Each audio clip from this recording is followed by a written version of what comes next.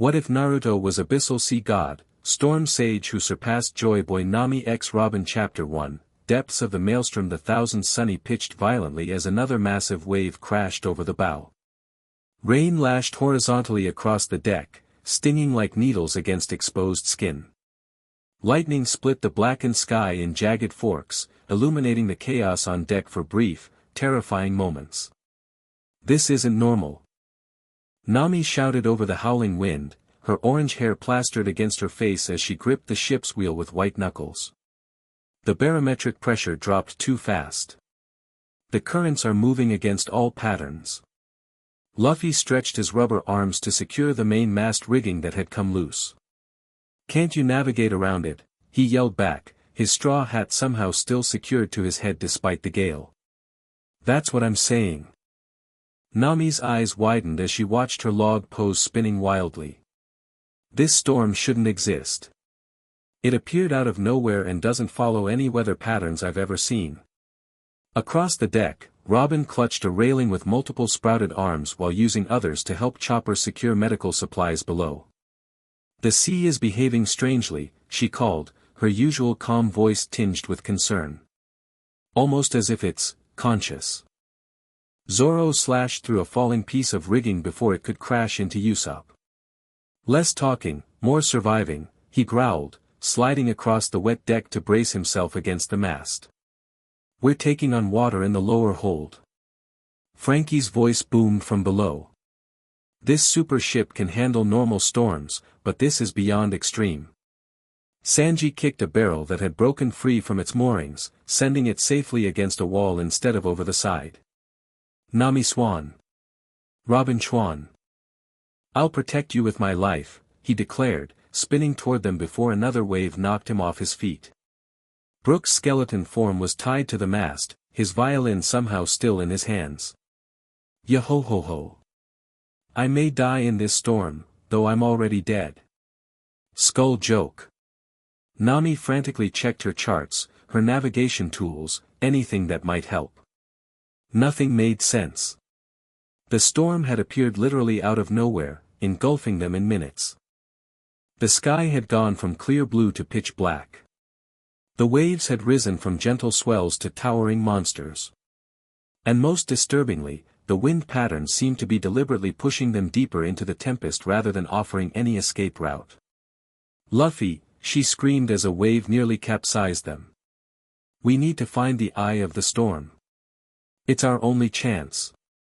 Luffy nodded and launched himself to the crow's nest for a better view, but visibility was near zero in the deluge. As he scanned the horizon, something caught his attention, a faint golden glow beneath the surface of the churning sea. "Guys! There's something in the water." The glow intensified, spreading outward like underwater lightning. The crew froze as the sea directly beside their ship began to bulge upward, water rising in defiance of nature itself. "Sea King." Zoro readied his swords. "No," Robin said quietly, her eyes widening. "Look at the pattern." The water was spiraling, creating a reverse whirlpool that rose rather than sank. Within the column of water, a humanoid silhouette became visible. The figure rose until it hovered level with the ship's deck, suspended in a cocoon of swirling water that somehow remained separate from the raging storm around it. Then the water parted, and a man stepped forward onto the railing of the ship with perfect balance despite the violent pitching. He stood just under 6 feet tall with spiky blonde hair that seemed unaffected by the rain. Whisker-like marks adorned each cheek, and his eyes were an impossible blue that seemed to contain the depths of the ocean itself. He wore an open black and orange jacket revealing a muscled torso covered in strange, spiraling tattoos that glowed with a faint blue light. Black pants cut off below the knee, and he stood barefoot on the railing as comfortably as if on solid ground. Most strikingly, he didn't appear wet despite emerging from the ocean. "You're in danger," the stranger said, his voice somehow cutting through the storm without shouting. "This isn't a natural phenomenon." Luffy immediately dropped down to confront the newcomer, fists raised. "Who are you? Did you cause this storm?" The blond man shook his head. "No. But I can end it." He raised a hand toward the sky, and for a brief moment, strange markings glowed on his palm. The crew watched in astonishment as the rain directly above the thousand sunny began to slow, then stop entirely. A perfect circle of calm formed above them, expanding outward. The waves hitting the ship grew smaller, gentler. "How are you?" Nami began, but stopped as the stranger turned to look at her. Something in his ancient blue eyes made her breath catch. They held knowledge that seemed impossibly deep, impossibly old.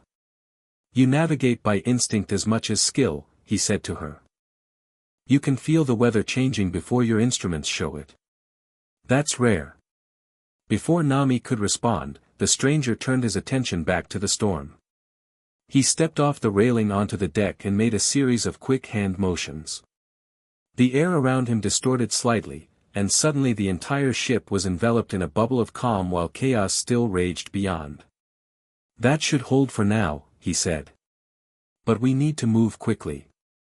This storm was created to find me, and now it's found you instead. They'll realize their mistake soon." "They? Who's they?" Usopp asked, clutching his slingshot nervously. "Who are you?" Robin asked instead, stepping forward with evident fascination. The stranger seemed to consider his answer carefully before responding. "My name is Naruto. I was sleeping below the ocean when I felt this storm form. It has a particular signature I recognized." "You were sleeping underwater?" Chopper asked in amazement. "That's not important right now," Naruto replied with a small smile that transformed his serious face into something younger, more approachable. "What's important is getting your ship out of here before." He stopped suddenly, head whipping toward the eastern edge of the storm.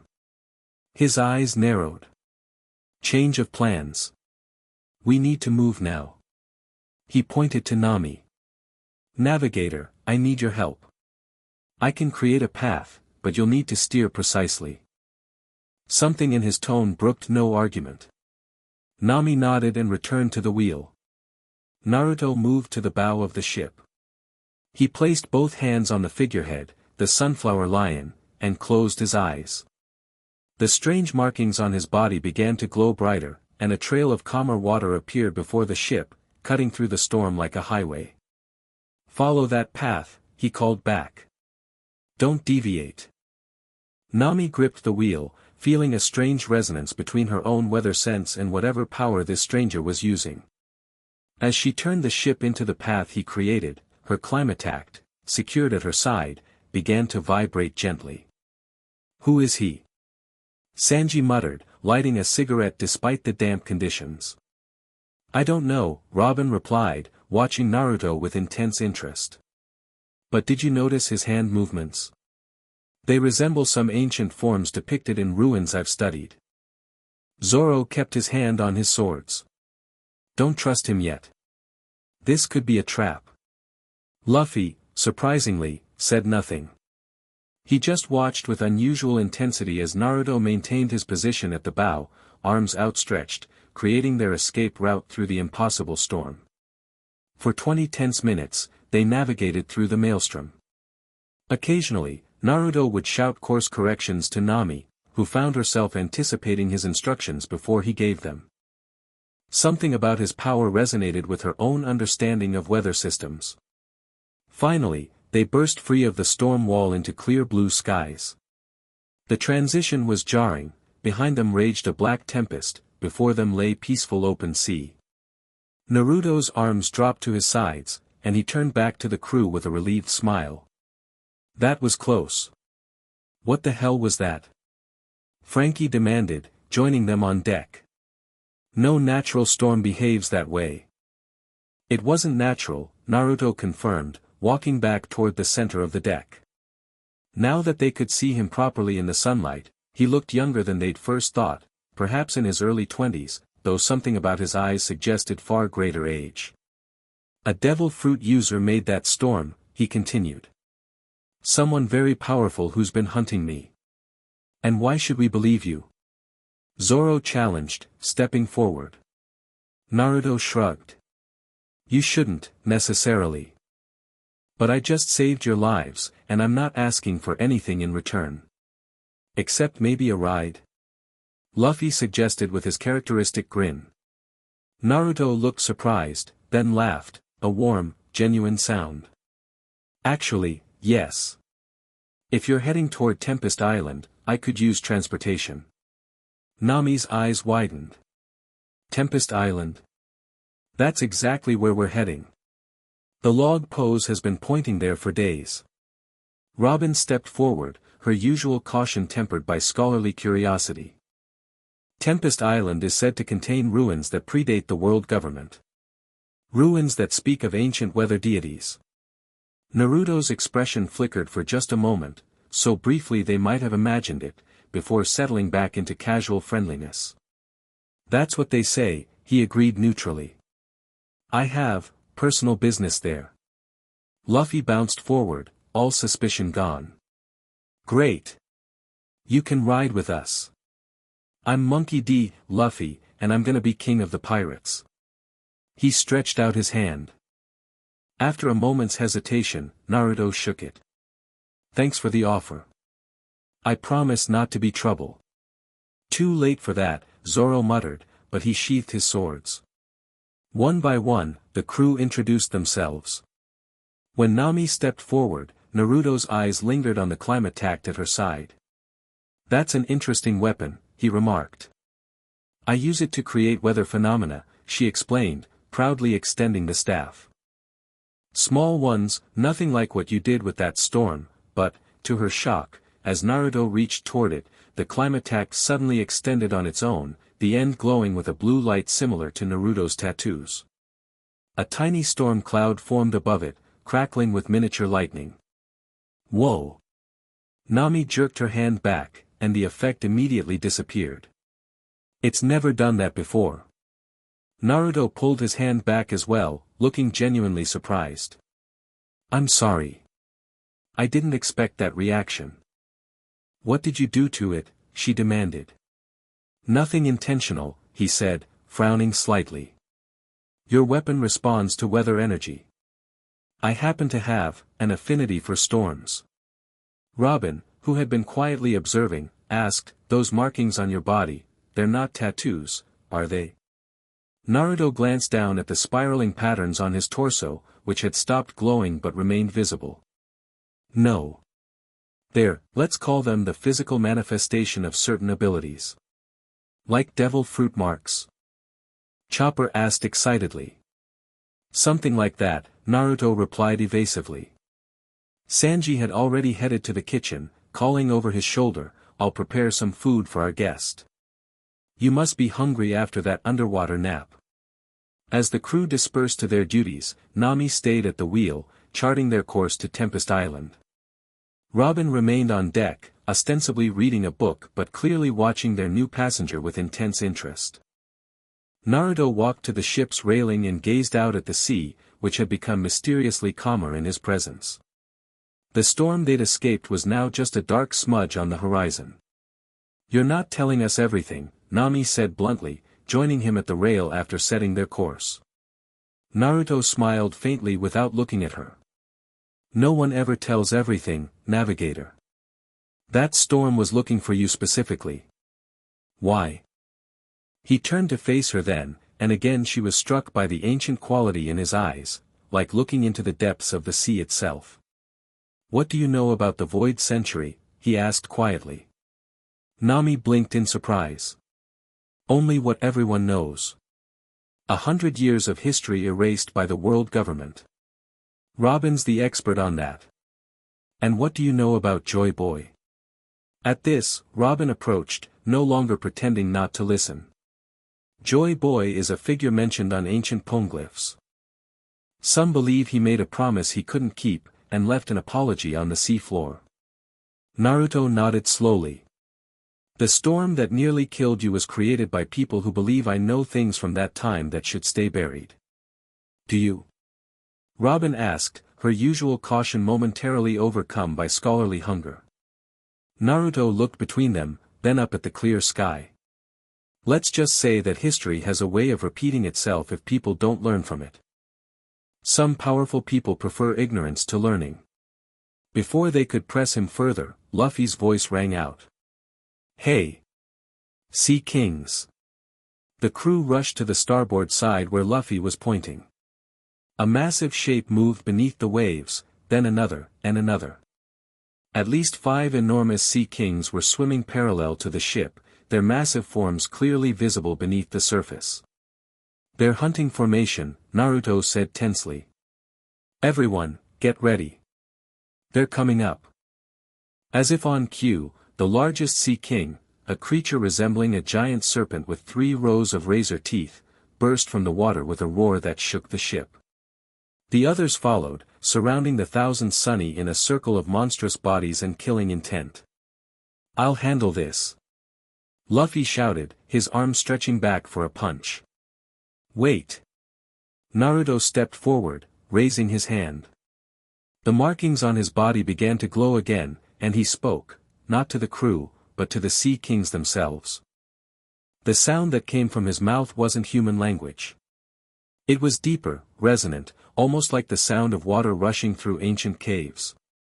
The Sea Kings froze, their enormous heads turning toward Naruto. The crew watched in astonishment as the monsters seemed to listen. Naruto continued speaking in that strange tongue, his voice commanding yet somehow gentle. After a moment, the lead Sea King lowered its head until it was level with the ship's deck, its enormous eye, bigger than a dinner plate, focusing on Naruto. Naruto reached out and actually touched the creature between its eyes.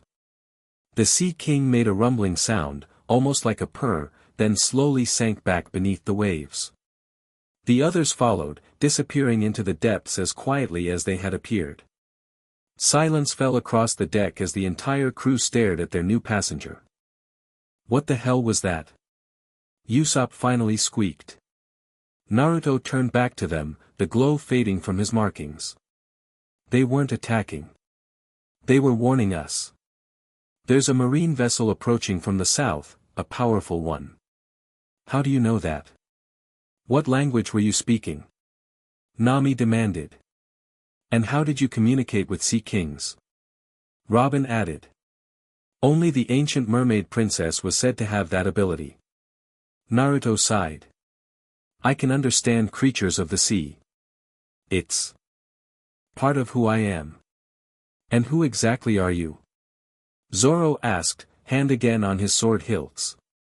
Before Naruto could answer, Frankie called from the crow's nest, marine battleship spotted. Coming in fast. It found us already. Naruto muttered. That's not good. Is it after you or us? Sanji asked, emerging from the kitchen. Probably both now, Naruto admitted. I'm sorry I brought this to your doorstep. Luffy just grinned. We're used to marines chasing us. We're pirates, remember? The marine vessel appeared on the horizon, a massive battleship with cannons already deployed. As it drew closer, they could see it was no ordinary marine ship. The hull was reinforced with what appeared to be sea prism stone, and the figurehead was shaped like a tidal wave frozen in metal. That's not a standard marine vessel, Frankie said, adjusting his sunglasses. That's an admiral's ship. Admiral, the crew chorused in alarm. Naruto's expression hardened. Admiral Typhoon. He's found me sooner than I expected. Admiral Typhoon. Robin repeated. I've never heard of him. He's not part of the regular command structure, Naruto explained. He operates independently, hunting specific targets. Like me. What did you do to get an admiral chasing you? Usopp asked nervously. I existed, Naruto replied grimly. The marine ship was now close enough that they could see figures on deck. One stood at the bow, a tall man in a modified admiral's coat that flowed like water around his body. Even from a distance, the pressure of his presence was palpable. Straw Hat Pirates, a voice boomed across the water, unnaturally loud. You have something that belongs to the world government. Surrender the ancient weapon immediately.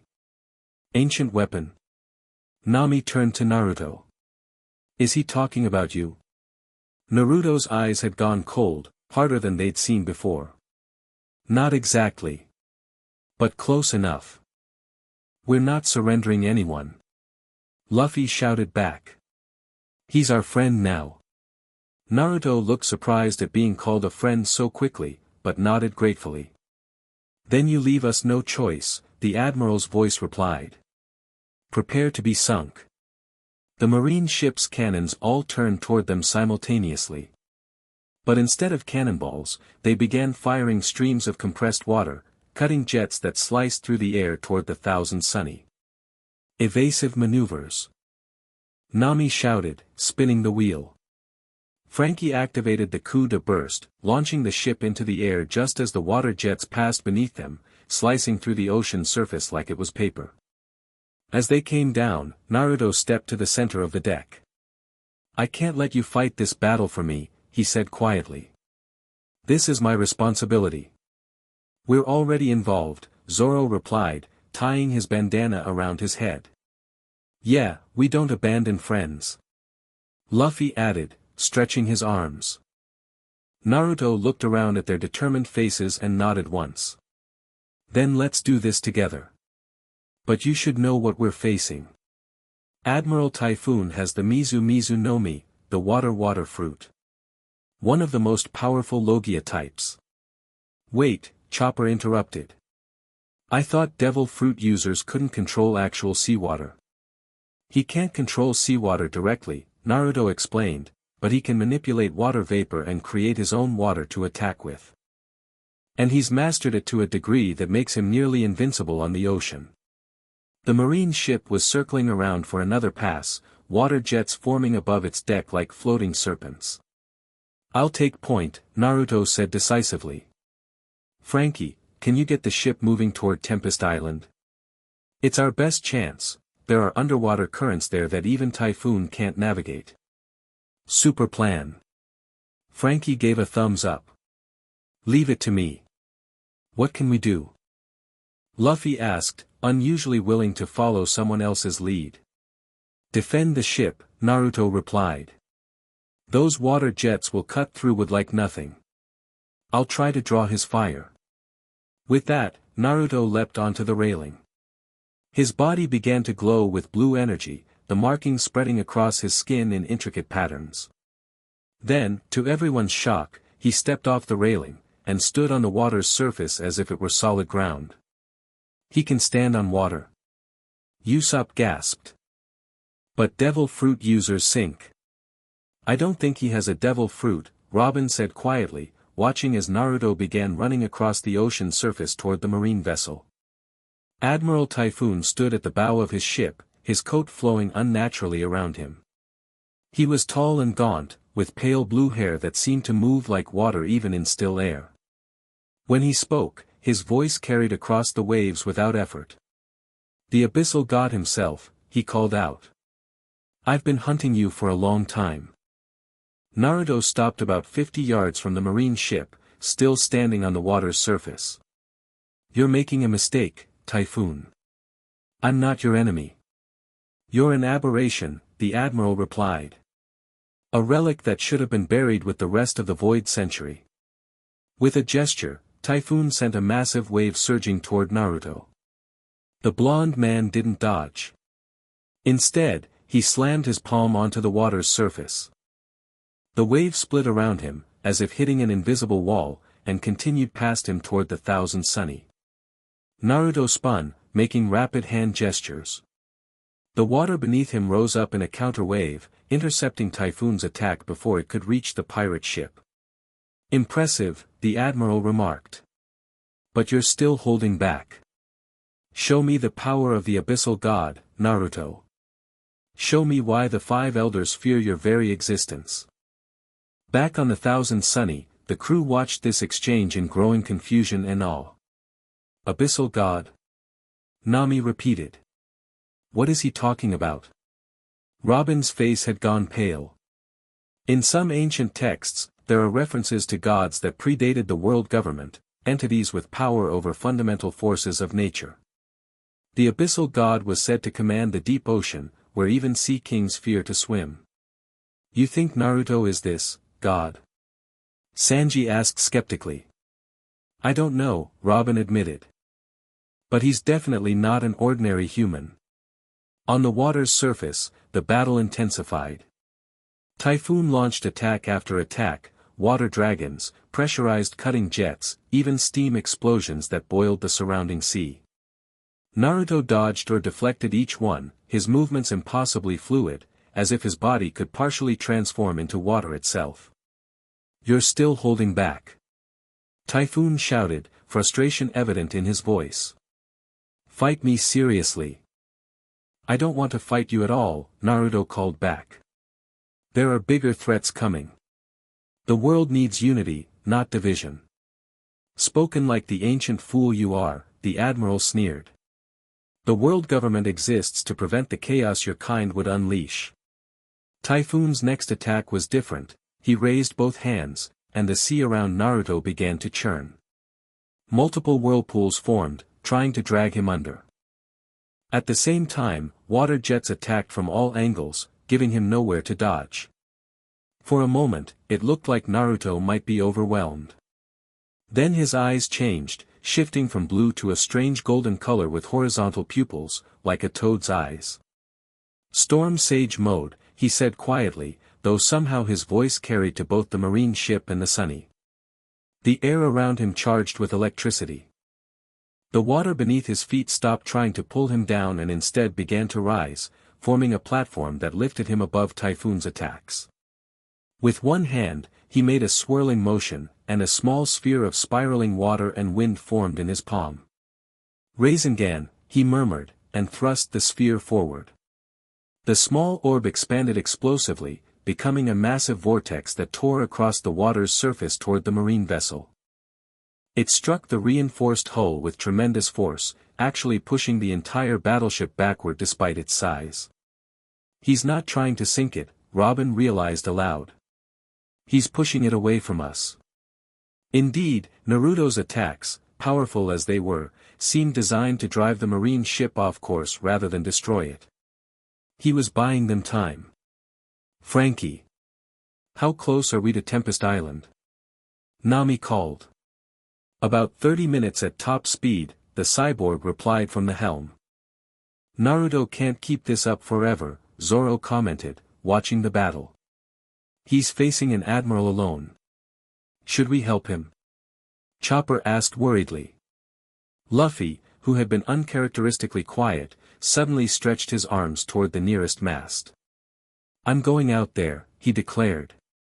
Wait. Nami grabbed his arm. Typhoon's a water Logia. Your attacks won't work on him. But Naruto's fighting for us, Luffy insisted. I won't just watch. Before anyone could stop him, Luffy launched himself toward the battle, his rubber body flying through the air. He landed near Naruto, immediately sinking up to his ankles in the sea. Luffy, get back to the ship. Naruto shouted, momentarily distracted. Typhoon seized the opportunity. Water prison, he called, and a sphere of water formed around Luffy, trapping the rubber man inside. As a devil fruit user, Luffy immediately began to weaken, his strength draining away. No. Naruto abandoned his defensive position and darted toward the trapped pirate. Typhoon smiled coldly. Predictable. You always did care too much about humans. With a gesture, he sent a barrage of water spears directly at Naruto's unprotected back. What happened next left the watching crew speechless. Naruto's body seemed to dissolve into the ocean itself, becoming one with the water. The spears passed harmlessly through where he had been. Then the sea began to rise, not in a wave, but as if the entire ocean were being lifted by some unimaginable force. A column of water erupted around Luffy's prison, engulfing it. When it receded, Luffy was free, gasping for air but alive. And standing beside him was Naruto, but changed. His skin now bore glowing blue-green markings across his entire body. His hair had lengthened and moved as if underwater, despite being in open air. Most startlingly, his eyes had changed again, now deep blue with concentric rings, like ripples spreading on a pond. You wanted to see the Abyssal God, Typhoon? His voice resonated strangely, as if coming from the depths of the ocean itself. Be careful what you wish for. Naruto raised one hand, and the sea around the marine battleship began to churn violently. Massive tentacles of water rose up, wrapping around the vessel's hull. With a clenching of his fist, Naruto compressed the water, creating pressure that made the reinforced hull groan. Impossible, Typhoon whispered, his usual confidence shaken. You're controlling seawater directly. No devil fruit allows that. I don't have a devil fruit, Naruto replied simply. I never did. With his other hand, Naruto made a swirling motion. The clouds above darkened and began to spiral, forming a massive storm system in moments, far faster than any natural process could manage. Lightning forked from cloud to cloud, and the wind howled. Tempest style, hurricane prison, Naruto intoned. The storm contracted around the marine ship, enveloping it in a wall of wind and water that obscured it completely from view. From within, they could hear the sounds of chaos, shouts, creaking wood, tearing metal. Naruto turned to Luffy, who was staring at him in awe. Get back to your ship. Head for Tempest Island at full speed. This won't hold Typhoon for long. What about you? Luffy asked. Naruto smiled faintly. I'll catch up. This is just the beginning of our journey together, Straw Hat. Reluctantly, Luffy stretched his arms back toward the sunny and launched himself away. Naruto turned back to face the imprisoned marine vessel, his expression grim. As Luffy landed on deck, the crew bombarded him with questions. What happened? Is Naruto okay? What was that power? Luffy just pointed at the storm prison surrounding the marine ship. He's not human. He's something else. A god? Robin whispered. I don't know about that, Luffy replied. But he's the strongest person I've ever seen on the ocean. Frankie engaged the coup de burst again, sending the Thousand Sunny flying toward Tempest Island. As they soared through the air, they looked back to see Naruto still standing on the water, maintaining the storm prison around Typhoon's ship, growing smaller in the distance. Will he really catch up to us? Chopper asked worriedly. He saved my life, Luffy said firmly. I trust him. For the next hour, the Thousand Sunny sailed at full speed toward Tempest Island. The strange conical mountain of their destination grew larger on the horizon, a solitary peak rising from the sea, surrounded by swirling currents visible even from a distance. As they approached, Nami noted something odd about her log pose. The needle is spinning wildly. The magnetic field around this island is completely chaotic. That's typical of ancient sites, Robin explained, consulting one of her books. Particularly those with connections to the Void Century. Speaking of ancient things, Zoro said, pointing behind them, looks like our god friend kept his promise. They turned to see a strange sight, Naruto literally running across the ocean surface toward them, moving at impossible speed. Within minutes, he had caught up to the ship and leapt aboard, landing lightly on the deck. He looked normal again, the glowing markings receded, his eyes back to their original blue. But there was an undeniable weariness to his movements now. Typhoon? Sanji asked. Temporarily contained, Naruto replied, leaning against the mast. But he'll break free eventually. We need to reach the island quickly. We're almost there, Nami informed him, then hesitated. Listen, about what happened out there. Naruto met her gaze steadily. You want to know if what Typhoon said is true? If I'm some kind of god? The crew gathered around, their expressions ranging from curiosity to wariness. The term god is misleading, Naruto said after a moment. I'm very old, and I have certain abilities. But I'm not divine. How old? Robin asked quietly. Naruto looked out at the approaching island. I walked this world when Joy Boy still lived. When the kingdom that became the world government was still young. Stunned silence followed this statement. That would make you at least 900 years old, Robin calculated, her voice barely above a whisper.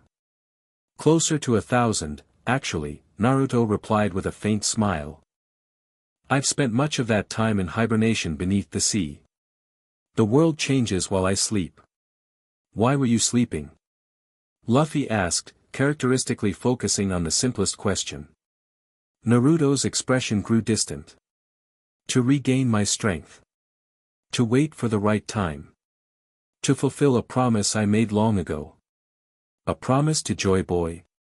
Robin pressed, her historian's curiosity overcoming her usual restraint. Naruto nodded slowly. Yes. A promise that I intend to fulfill on Tempest Island. Before they could ask more questions, the ship began to shake violently.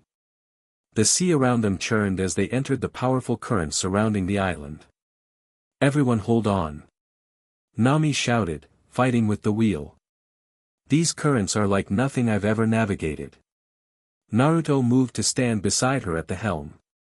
May I? He asked, gesturing to the wheel. After a moment's hesitation, Nami stepped aside. As soon as Naruto's hands touched the wheel, the ship's movement smoothed out, cutting through the chaotic currents as if they weren't there. How are you doing that? She asked in amazement. The currents recognize me, he said simply. They're part of the island's defense system.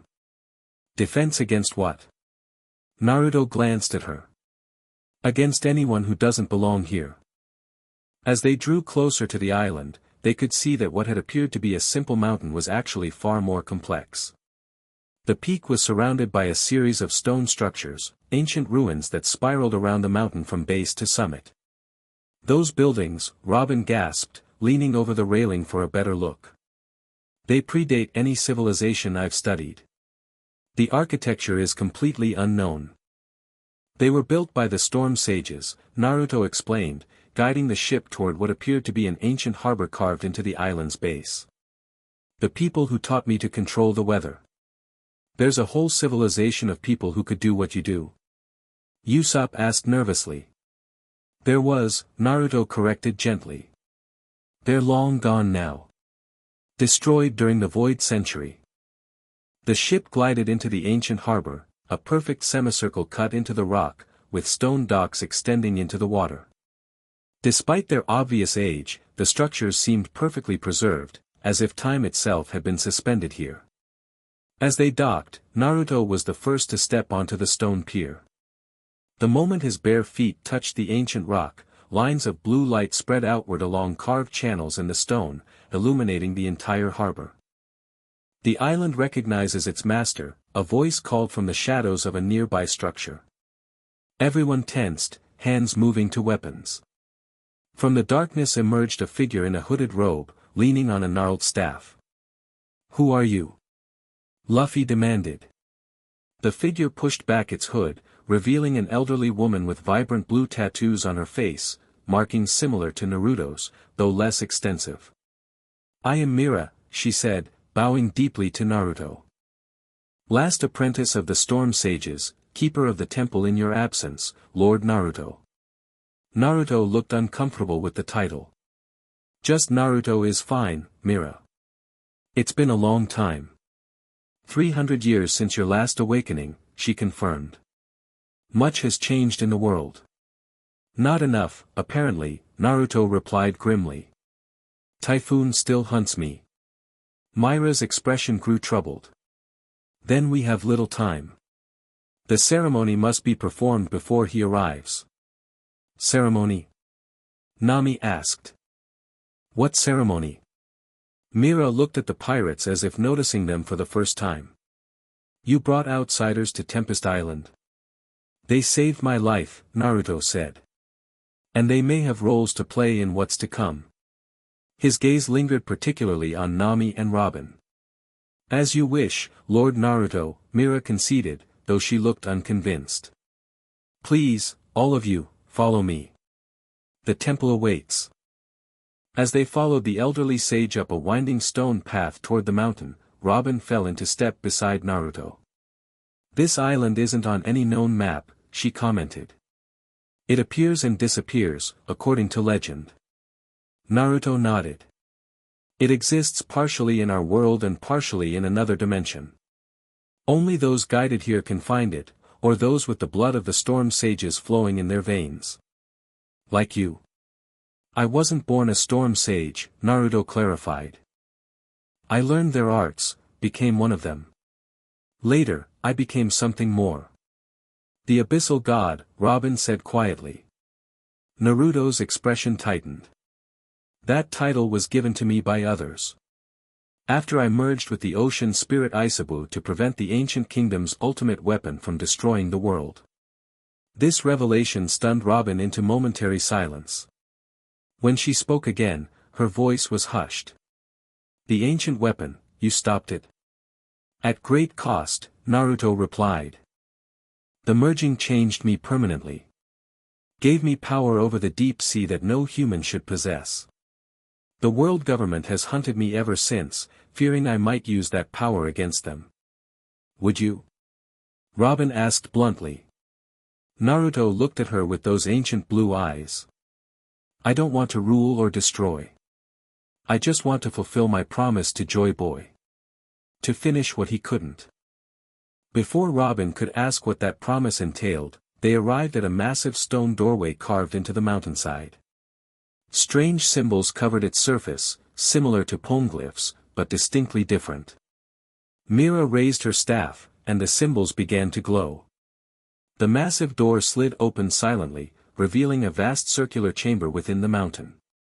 The interior took their breath away. The chamber was enormous, with a high domed ceiling painted to resemble the night sky, but the stars moved, shifting in patterns that matched no known constellations.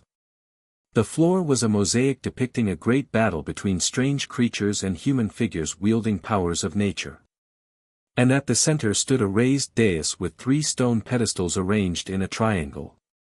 The Temple of Convergence, Mira announced. Where sea meets sky, where past meets future.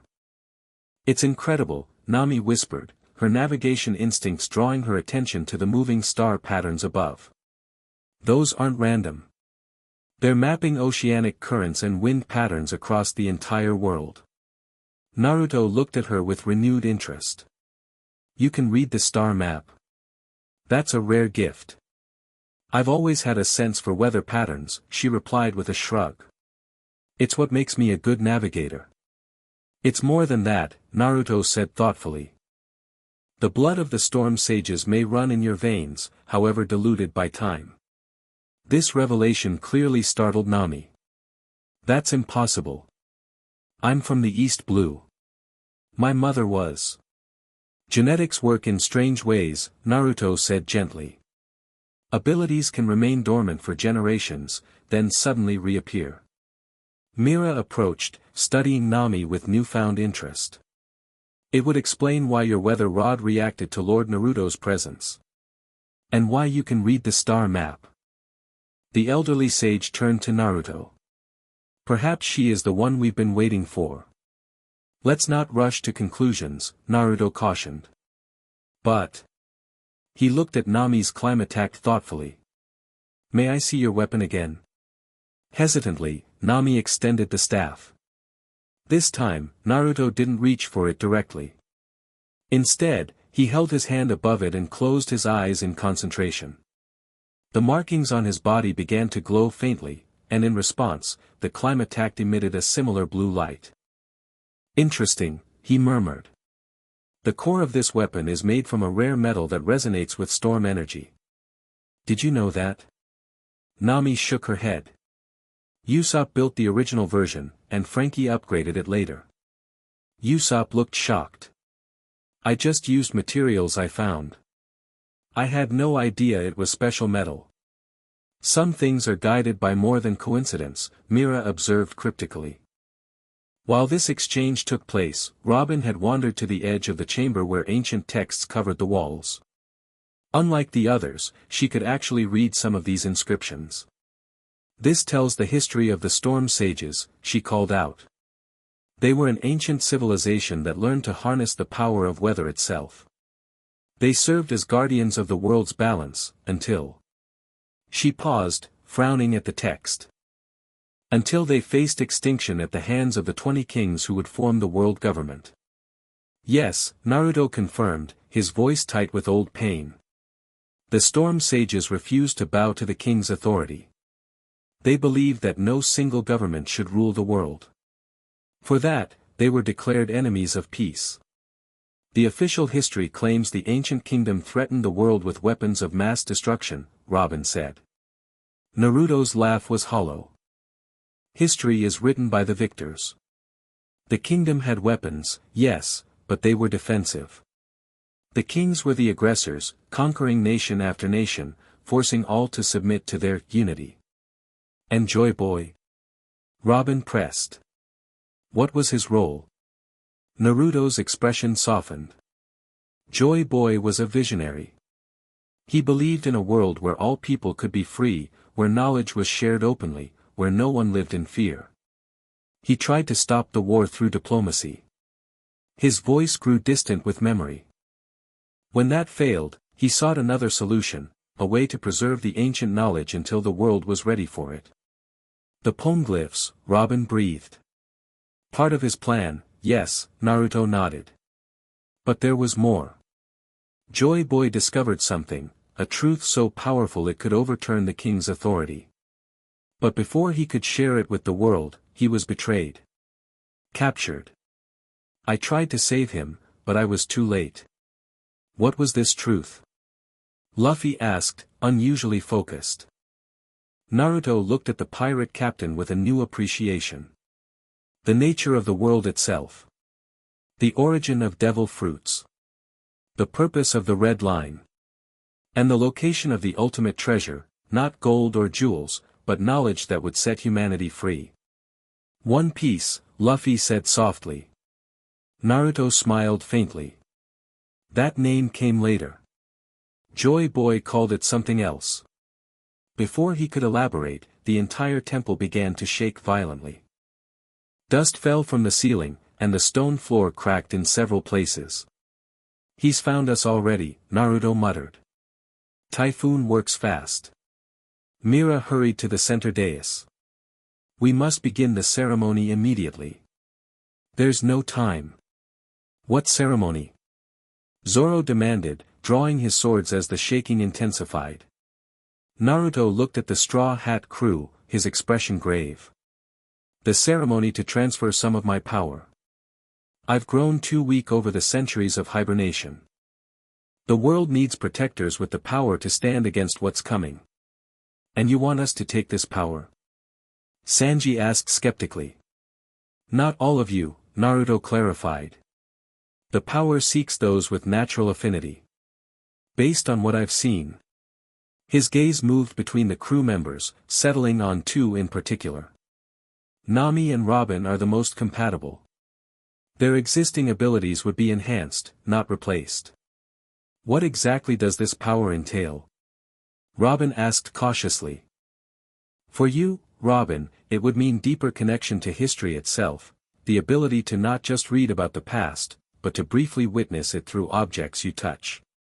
Your devil fruit abilities would expand, allowing you to create more complex structures with your manifested limbs. He turned to Nami. And for you, it would mean true mastery over weather, not just creating small effects with your climatact, but sensing and influencing weather systems across vast distances. The storm sense you already possess would become a true storm sage's power. Another violent tremor shook the temple. Part of the ceiling collapsed, though fortunately not over any of them. We don't have time for lengthy explanations, Mira urged. The temple won't withstand a direct assault from an admiral. Naruto looked at the two women. The choice is yours. I won't force this on anyone. Nami glanced at her climatact, which was glowing brighter now in response to the energy in the temple. Will it help us protect our friends? Our dreams? Yes, Naruto answered honestly. But it comes with responsibility. And danger. The world government will hunt you as they've hunted me. They already hunt us, Robin said quietly. We're pirates. And I've been running from them all my life for the crime of seeking knowledge. Her eyes held firm resolve. I accept. Nami nodded as well. Me too. If it helps us reach our goals and protect our nakama, I'm in. Luffy stepped forward. Wait. As captain, I should. Your path is different, Straw Hat, Naruto interrupted gently. You already carry a powerful legacy, the will of D, adding another would be dangerous, even destructive. Luffy looked surprised, then thoughtful, before finally nodding. Okay.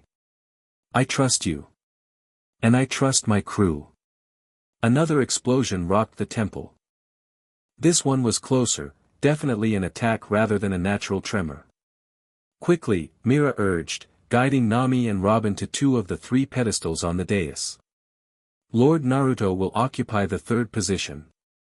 As the three took their places, Mira began chanting in an ancient language. The pedestals began to glow with the same blue light as Naruto's markings. Lines of energy connected the 3 points of the triangle, forming a glowing circuit. Focus on why you seek this power, Naruto instructed the women. Your true purpose. The ceremony responds to intention. Nami closed her eyes, thinking of her dream to map the world, to navigate through the most dangerous seas, to keep her friends safe from the storms that had claimed so many lives. Robin focused on her lifelong quest for knowledge, for truth, for the history that had been violently erased from the world, and on protecting the crew that had given her a home and a reason to live. Naruto raised his hands, and the markings on his body flared brilliantly. I, Naruto Uzumaki, Sage of the Tempest, God of the Abyss, transfer a portion of my power to these worthy successors. May they use it to bring balance to a world long corrupted by fear and greed. The energy triangle intensified, bathing the three figures in blinding light. Wind swirled within the temple, and the stone floor beneath them rippled like water. The star map above accelerated, stars streaking across the dome in blazing trails. Nami gasped as she felt something flow into her, not an invasive force, but like rain soaking into parched earth. Her awareness expanded exponentially, suddenly feeling every air current in the temple, every droplet of moisture, the atmospheric pressure patterns across the entire island. Her climatact vibrated in her hand, then transformed, the metal reshaping itself, incorporating the blue energy into its very structure. Robin experienced something different, a flood of images, voices, knowledge from centuries past. Whispers of ancient languages she suddenly understood. The sensation of time itself flowing around her like a river. Her devil fruit power stirred within her, changing subtly but profoundly. The ceremony reached its crescendo. Naruto's markings briefly transferred, identical patterns appearing on Nami's arms and Robin's back before fading into their skin, invisible but present. Then the light subsided. The three stood in a triangle, each changed in ways both visible and invisible. Naruto looked noticeably different, still powerful, but less otherworldly. More human. The constant glow of his markings had dimmed to a faint luminescence. Nami examined her transformed climatact, now a staff of blue-white metal etched with storm patterns that seemed to move when she wasn't looking directly at them. Robin flexed her hands, feeling the new dimensions of her power, the ability to create limbs that weren't just copies of her own, but variations suited to specific purposes. It is done, Mira announced. The power of the Storm Sage and the Abyssal God has been shared. 3 where there was 1. Before they could fully process what had happened, the temple door exploded inward. Through the dust and debris strode Admiral Typhoon, his water-like coat swirling violently around him. Marines poured in behind him, weapons ready. So, Typhoon said, his cold eyes taking in the scene. You've diluted your power further, Naruto. First Joy Boy, now these pirates. How desperate you've become. Naruto stepped forward, positioning himself between Typhoon and the others. This was always the plan, Typhoon. No single person should wield the power of the ancients. That was the mistake your masters made, centralizing power until it corrupted them. Philosophical as always, Typhoon sneered. But it changes nothing. All 3 of you will be coming with me to Mariehua. I don't think so, Nami said, stepping up beside Naruto. She raised her transformed climattact, and instantly the air in the temple began to crackle with electricity. Her eyes had taken on a faint blue glow. Robin joined them, her arms crossed in her devil fruit stance. "We just received a gift. We'd like to test it." The Marines hesitated, sensing something had fundamentally changed. Admiral Typhoon, however, showed no fear. "You think a partial transfer of power makes you my equal," he laughed. "I've hunted Naruto for centuries. I know his weaknesses." He gestured, and water began to form around his arms. "And now you share them." "Perhaps," Naruto acknowledged. "But they also have strengths I've lost over time. Youth. Creativity. And most importantly," he glanced at the pirates gathered behind them, "they have friends who would die for them. Do you have that, Typhoon?" The Admiral's expression hardened. "Enough talk. Water spear formation." Dozens of water spears materialized around him, launching toward the three on the dais. What happened next stunned even Naruto. Nami swung her climattact in a wide arc, creating not just a gust of wind but a localized vacuum that caused the water spears to evaporate instantly. At the same time, Robin crossed her arms in her usual stance, but instead of regular arms, what sprouted from Typhoon's body were spectral limbs that seemed partially composed of water themselves. They grappled the Admiral, temporarily disrupting his control over his own liquid form.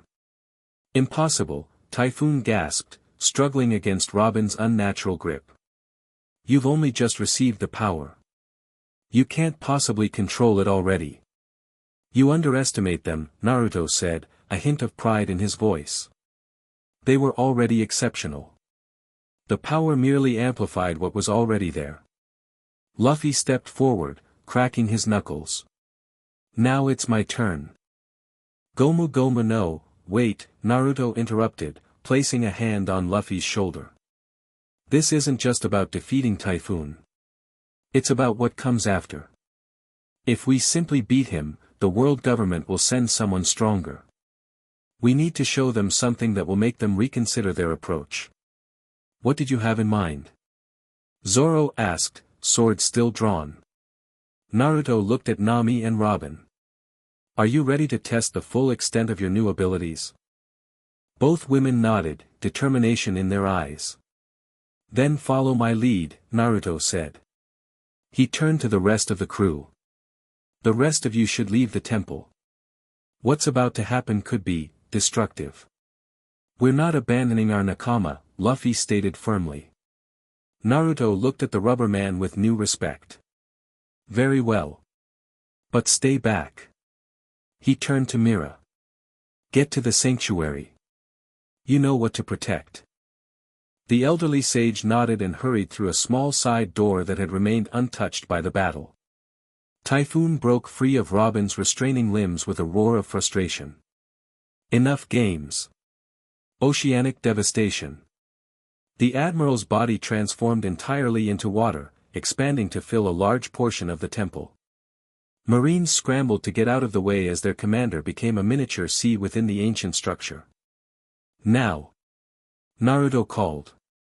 He, Nami, and Robin formed a triangle again, but this time, without the pedestals. Naruto's markings began to glow, and in response, similar patterns appeared on Nami's arms and Robin's back, visible through her torn clothing. "Storm Sage Art, Tempest Convergence," they called in unison. The air in the temple began to spin violently. The water that was Typhoon found itself caught in a vortex, unable to maintain cohesion. Above, the star map constellation began to align into a single pattern, a spiral that matched the one forming on the temple floor. "What is this?" Typhoon's voice echoed strangely from within his watery form. "The true power of the storm sages," Naruto replied. "Not just control over weather, but control over the boundaries between dimensions." The vortex intensified, and a strange rift began to open in the center of the temple, a window looking into what appeared to be the depths of the ocean, but an ocean unlike any they had seen before. Bizarre creatures swam in that dark water, and ancient ruins could be glimpsed in the murky distance. The abyssal dimension, Naruto explained to the astonished onlookers. Where I spent much of my long existence. A realm parallel to our own, but composed entirely of primordial ocean. Typhoon's watery form began to be drawn toward the rift. No. You can't send me there. I'll die. You won't die, Naruto corrected. But you will learn. The abyss has a way of showing people their true selves. This is your last chance, Typhoon, Nami called, the markings on her arms pulsing with power. Retreat. Tell the world government that their secrets are no longer safe. The truth of the Void Century will come to light. Never. Typhoon raged, fighting against the pull of the vortex. Robin's eyes glowed with ancient knowledge. Then you leave us no choice. Consider this a message to the 5 elders. The Age of Secrets is ending. With a final surge of power from the 3, the vortex collapsed inward, pulling Admiral Typhoon's watery form into the abyssal dimension. The rift sealed with a thunderous boom, leaving only a scorch mark on the temple floor. The remaining marines stood frozen in shock and fear. Leave, Naruto told them simply. Tell your superiors what you witnessed here today. Tell them that the heirs of Joy Boy have awakened. The marines needed no further encouragement. They fled the damaged temple, racing back to their ship.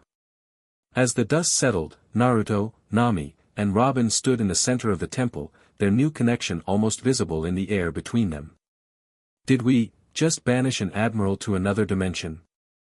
Nami asked, staring at the scorched floor in disbelief. Temporarily, Naruto clarified. The rift will collapse in about a week, and he'll return to this world. But changed, I hope. And us? Robin asked quietly. How are we changed? Naruto smiled, a genuine, warm expression that made him look suddenly much younger. That's for you to discover.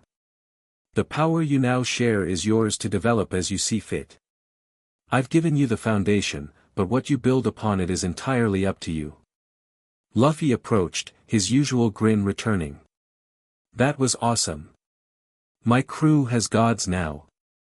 Not gods, Naruto corrected. Just people with extraordinary abilities. No different from you, Straw Hat.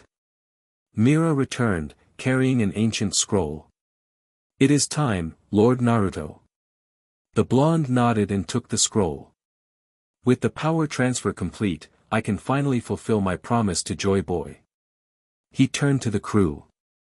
This scroll contains the location of the final road poneglyph, the one the world government has kept hidden for centuries. With it, you can reach Laugh Tale and discover the truth Joy Boy left behind. Robin accepted the scroll with trembling hands. This is, beyond invaluable. Use it wisely, Naruto cautioned. The world government will stop at nothing to prevent you from reaching that island. What about you? Nami asked. Will you come with us? Naruto shook his head. My journey with you is just beginning, but it follows a different path for now. There are others like me, ancient beings who have slept too long. They need to be awakened before the final battle comes. Final battle? Zoro asked sharply. The dawn of a new age approaches, Naruto said, his eyes momentarily distant. The great powers of this world are moving toward confrontation. Pirates, marines, revolutionaries, all will play their part. But there are older forces stirring as well, powers that predate even the ancient weapons. Sounds exciting, Luffy said with his characteristic simplicity. Naruto laughed, a sound that seemed to wash away some of the centuries from his face. I suppose it does. Your perspective is refreshing, Straw Hat. The damaged temple groaned around them, parts of the ceiling continuing to collapse. We should leave, Frankie suggested. This place won't stand much longer. As they made their way out of the temple and back down toward the harbor, Nami walked beside Naruto, examining her transformed Climatact. So I'm part Storm Sage now, she asked. You always were, Naruto replied. The ceremony just awakened what was dormant inside you. On his other side, Robin asked, and my connection to history? The images I saw during the ceremony. Your devil fruit connects you to life itself, the flowering of human potential, Naruto explained. I've simply added a connection to time. You'll find you can now touch objects and glimpse their past, hear echoes of conversations long forgotten. That will be invaluable for an archaeologist, she noted, eyes shining with possibilities. Indeed. Though be careful, some memories are painful to witness. As they reached the harbor, they found the marine ship gone, fled back to report what they'd witnessed. The Thousand Sunny waited, seemingly untouched by the chaos. What now? Sanji asked, lighting a fresh cigarette. We follow the log pose to the next island, Luffy decided. And keep looking for One Piece. Actually, Naruto interjected, I suggest a slight detour. There's an island about 3 days' sail from here, unmarked on any map. An old friend waits there, someone who can help Nami and Robin master their new abilities. An old friend of yours must be pretty ancient, Usopp commented, then slapped his hand over his mouth. Sorry. I didn't mean, Naruto laughed. No offense taken. And yes, she's quite old. Though she doesn't look it. Her name is Tsunade, and she was a storm sage before even I learned the art. Another living storm sage? Robin asked eagerly. Not exactly, Naruto said cryptically. She found a different path to longevity. You'll see when you meet her. As they boarded the Thousand Sunny, Mira approached Naruto one last time.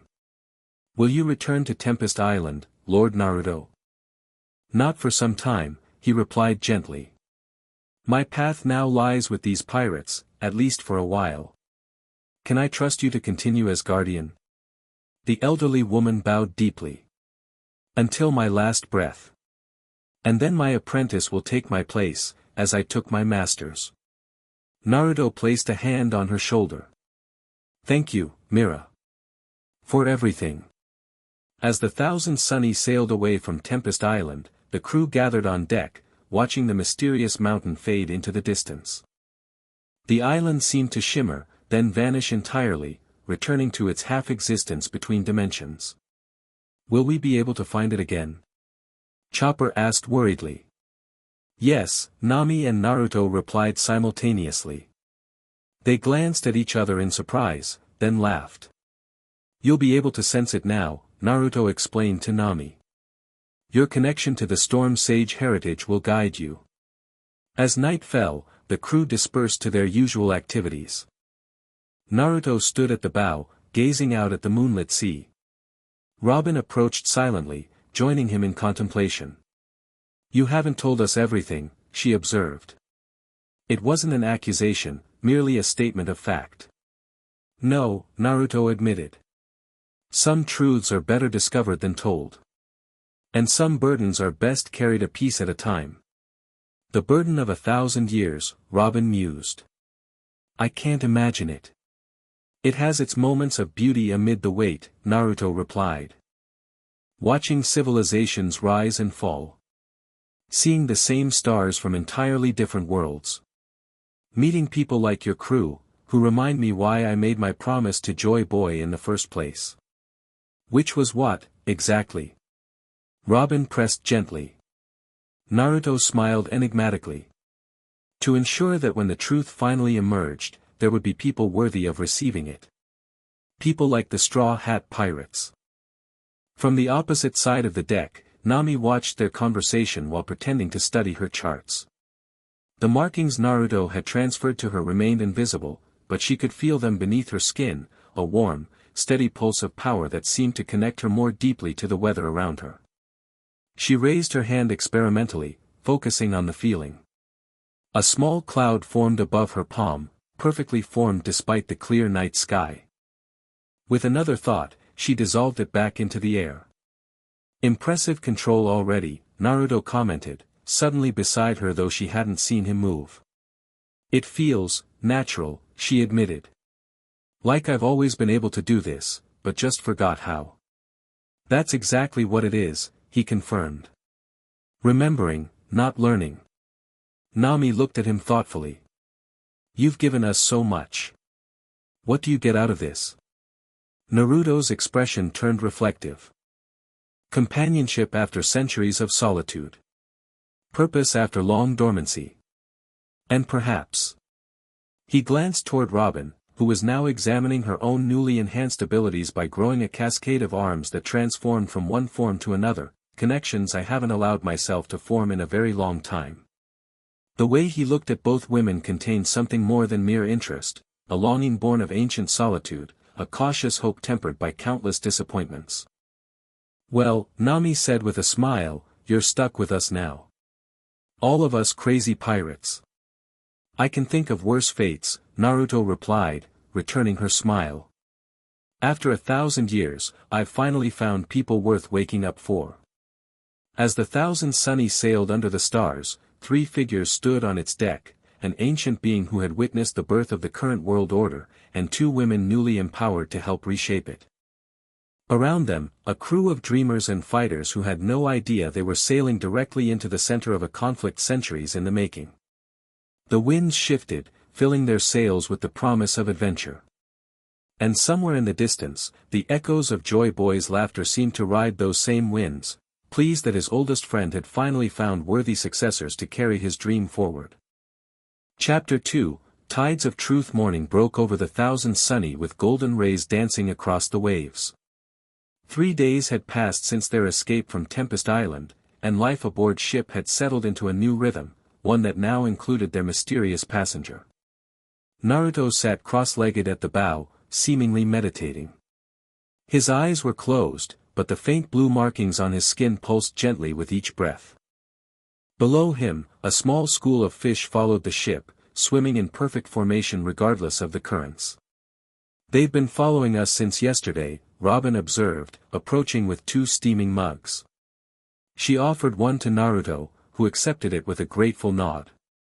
They're curious, he explained, taking a sip. Sea creatures sense the power transfer. Word spreads quickly through the ocean. Word? Robin raised an eyebrow. The fish talk to each other? Naruto grinned. Not like we do. But they communicate in their way. The ocean is alive with conversation if you know how to listen. Robin settled beside him, watching the horizon. You promised to tell me more about the Void Century. I did, he acknowledged, turning the mug in his hands. Where would you like to start? The beginning, Robin said simply. What was the world like before the world government? Naruto's eyes grew distant. Chaotic. Beautiful. Free. He gestured at the open sea. Hundreds of kingdoms, each with their own culture, technology, beliefs. Some warred with each other, others traded peacefully. There was no single ruling power. And the ancient kingdom that opposed the 20 kings? It wasn't one kingdom originally, Naruto explained. It was an alliance of peoples who believed knowledge should be shared, not controlled. They called themselves the Free Alliance. His voice softened with memory. They built incredible machines, developed medicine that could cure almost anything, created methods of transportation that could cross the entire world in days. What happened to their technology? Robin asked. If they were so advanced, destroyed, Naruto cut in, his expression hardening. The 20 kings feared what they couldn't control. They systematically hunted down every invention, every book, every scholar. Robin's eyes flashed with understanding. Just as they hunted the scholars of Ohara. Naruto nodded grimly. History repeats itself. The pattern never changes, only the names of those destroyed. From the upper deck, Nami watched their conversation while charting their course. Her hearing had sharpened considerably since the ceremony, allowing her to eavesdrop without meaning to. Sometimes she caught fragments of conversation from miles away, fishermen on distant boats, sea birds calling to one another, even the quiet rumble of undersea volcanoes. Her climatact rested beside her charts, its transformed appearance still startling her occasionally. The metal seemed almost alive now, shifting subtly with her moods and the surrounding weather. "How's the navigation going?" Frankie asked, joining her at the table. "Strange," Nami admitted. "I don't actually need the log pose anymore." She tapped her temple. "I can feel the magnetic fields directly. It's like having a compass in my head." "Super upgrade." Frankie gave her a thumbs up. "How about the island Whiskers mentioned? Can you sense it?" Nami closed her eyes, concentrating on that new sense that had awakened within her. "Yes, about a day and a half away now. It's unusual. The weather patterns around it form a perfect spiral, like a fingerprint in the sky." "You can see weather patterns from this distance?" Frankie sounded impressed. "Not see exactly," Nami tried to explain. "More like, feel. Like how you can feel someone staring at you without looking." She frowned, frustrated by the limitations of language. "It's hard to describe." Across the ship, Zoro was training with his weights when Luffy bounced over, brimming with his usual energy. "Hey Zoro. Do you think Naruto's really a god? Like, an actual god?" The swordsman didn't break his rhythm. "Does it matter? He's strong. That's all I care about. I think it's cool." Luffy grinned. "Having a god on our crew. Even if it's just temporary. Just don't forget," Zoro cautioned, "everyone has an agenda. Even thousand-year-old sea gods." Below deck, Sanji was preparing breakfast while Chopper and Usopp pestered him with questions. "Do you think he needs to eat regular food?" Chopper wondered. "Or does he photosynthesize like a plant? Maybe he eats Sea King souls," Usopp suggested dramatically. "Or drinks the essence of storms." Sanji flipped a pancake with expert precision. "He's still a person, not some mythical creature. Though." He paused thoughtfully. "I did notice he seems particularly fond of fish. And he hasn't touched a single piece of meat since he came aboard." "Really?" Chopper's eyes widened. "That's so interesting from a biological perspective." Their conversation was interrupted as Brook entered, violin in hand. "Yo-ho-ho-ho. What a glorious morning. I've composed a new song in honor of our divine guest." "Please don't call him that to his face," Sanji sighed. "He seems uncomfortable enough with all the attention. But he's lived for 1,000 years. Brook exclaimed. "As someone who has lived merely a century myself, I find that most impressive. I have so many questions about the music of ancient times." The skeleton had indeed been following Naruto around, requesting details about historical instruments and compositions lost to time. The morning routine continued as Sanji called everyone for breakfast. The crew gathered around the table, Naruto joining them somewhat hesitantly, still not entirely comfortable with the group dynamics. "So," Luffy said through a mouthful of food, "when do we reach this mystery island with your old friend?" "Tomorrow afternoon, if the winds hold," Naruto replied, picking delicately at his grilled fish. "And who exactly is this Tsunade person?" Nami asked. "Another god like you?" Naruto chuckled. "No, not quite. Tsunade was one of the greatest medical minds of her age. She discovered a way to extend her life through a combination of science and storm sage techniques." "A doctor?" Chopper perked up immediately. "I'd love to learn from her. She's not the most patient teacher," Naruto warned with a wry smile. "But she knows more about the human body and its connection to nature than anyone alive. How will she help Nami and Robin control their new powers?" Zoro asked skeptically. "Tsunade understands the transition better than anyone," Naruto explained. "She helped me when I first merged with the ocean spirit. The process can be unpredictable." As if on cue, Robin's coffee cup suddenly sprouted dozens of tiny arms along its surface, causing her to drop it in surprise. The cup never hit the table, the miniature arms caught it and carefully righted it without spilling a drop. "See what I mean?" Naruto said with a gentle smile. Your powers are evolving, responding to subconscious thoughts and emotions. Tsunade can teach you control techniques. Robin stared at her hands. It's never been involuntary before. The power boost has changed the nature of your ability, Naruto explained. Before, your fruit allowed you to create replicas of your own limbs. Now, you're creating independent constructs that have their own limited intelligence. Nami nodded slowly. That explains why I woke up floating 3 feet above my bed this morning. The crew turned to stare at her. You didn't mention that. Usopp exclaimed. Nami shrugged, slightly embarrassed. I was dreaming about flying. When I woke up, I'd created an air current to lift myself. Your connection to weather elements is becoming instinctive, Naruto confirmed. That's both good and dangerous. Weather is powerful, a stray thought during a nightmare could create a typhoon.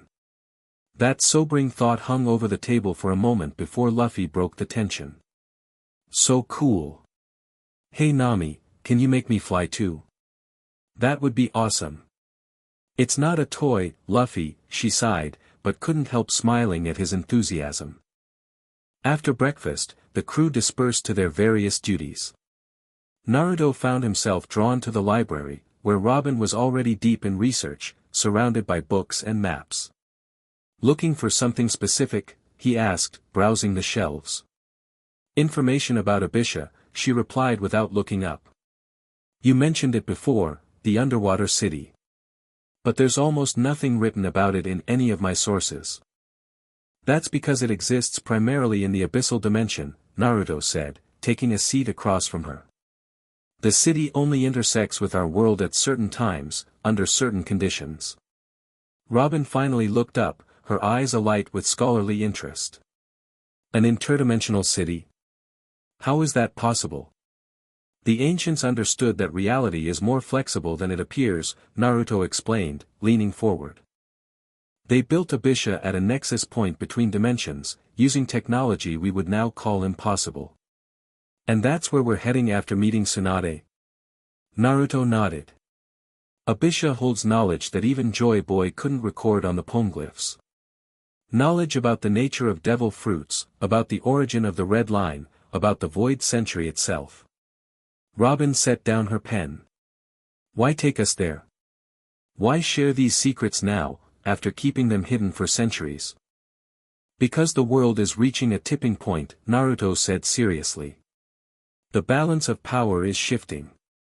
The 3 great powers, Marines, pirates, revolutionaries, are moving toward a conflict that will reshape everything. And beneath it all, ancient forces are stirring. What ancient forces? Naruto hesitated. There were others like me, beings who merged with primal spirits. Most fell in the Great War, but some merely slept, waiting for the right time to return. And that time is now.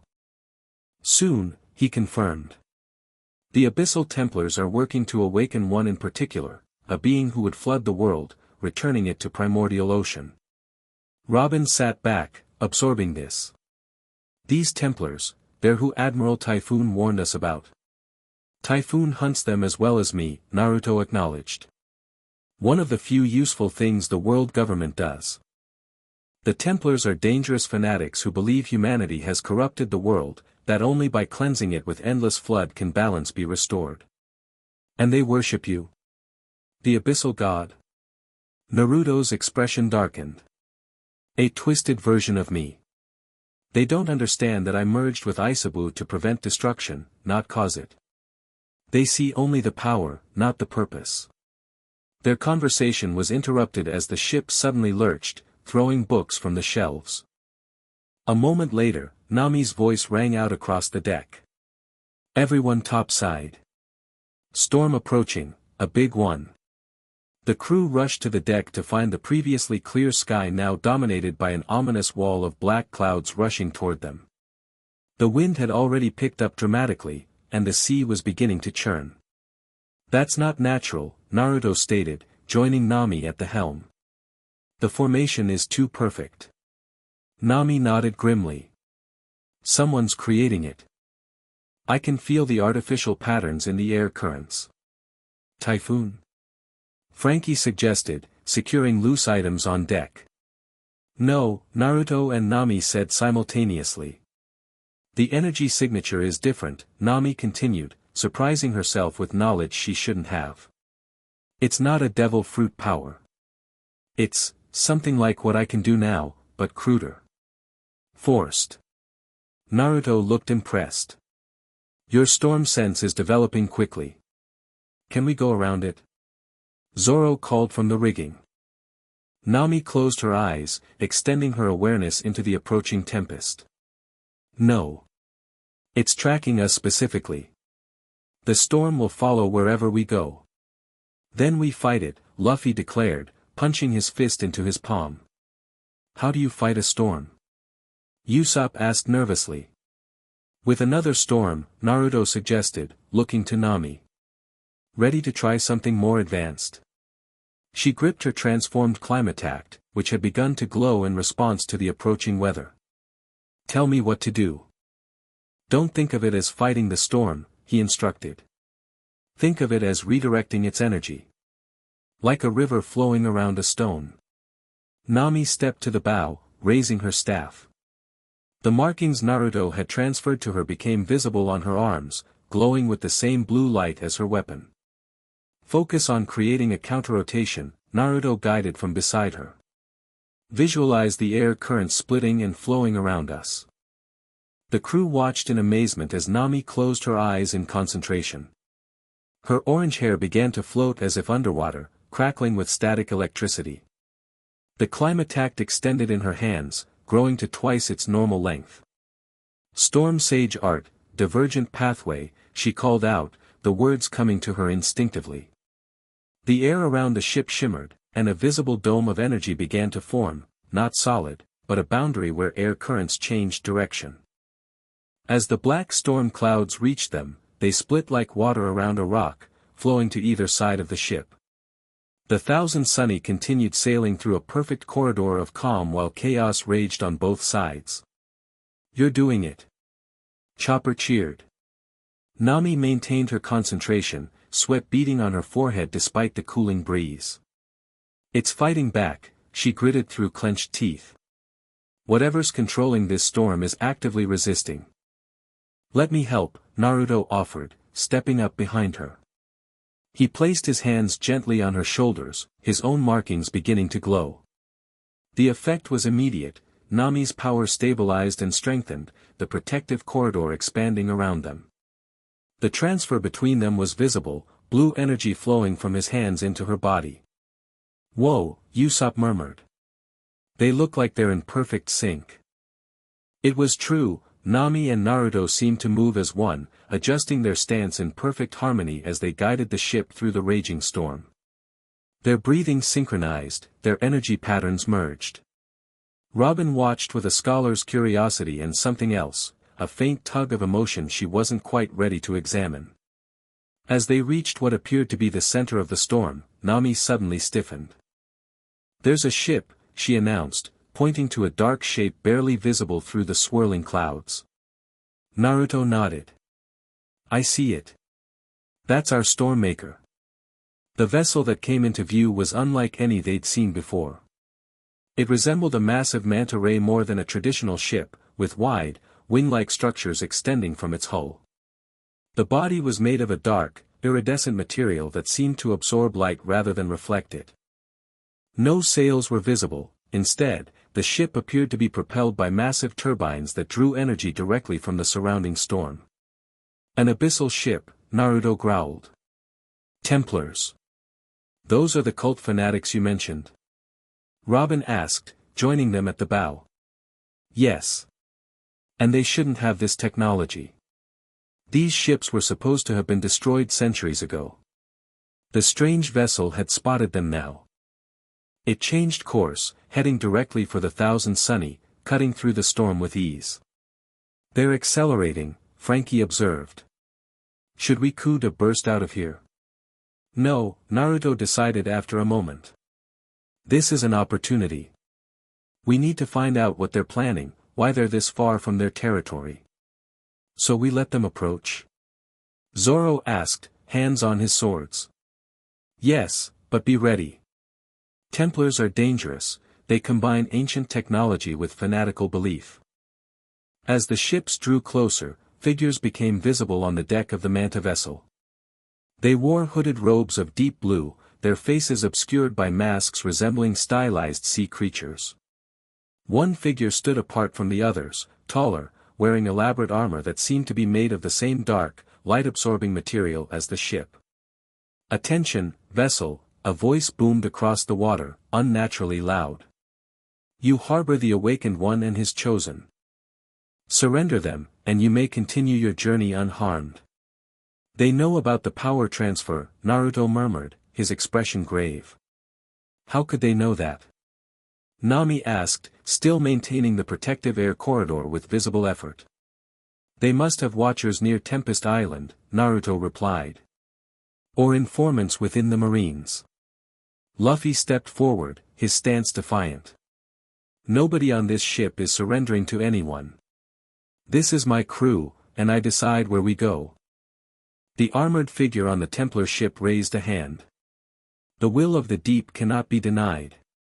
If you will not surrender willingly, then we shall take what we need by force." With that, the storm intensified dramatically. Lightning struck the ocean around them, creating explosions of steam and spray. The waves grew taller, more violent, straining against Nami's protective barrier. "I can't hold it much longer," she gasped, her arms trembling with effort. "Let it go," Naruto advised. "Save your strength. We'll need it." Nami reluctantly lowered her staff.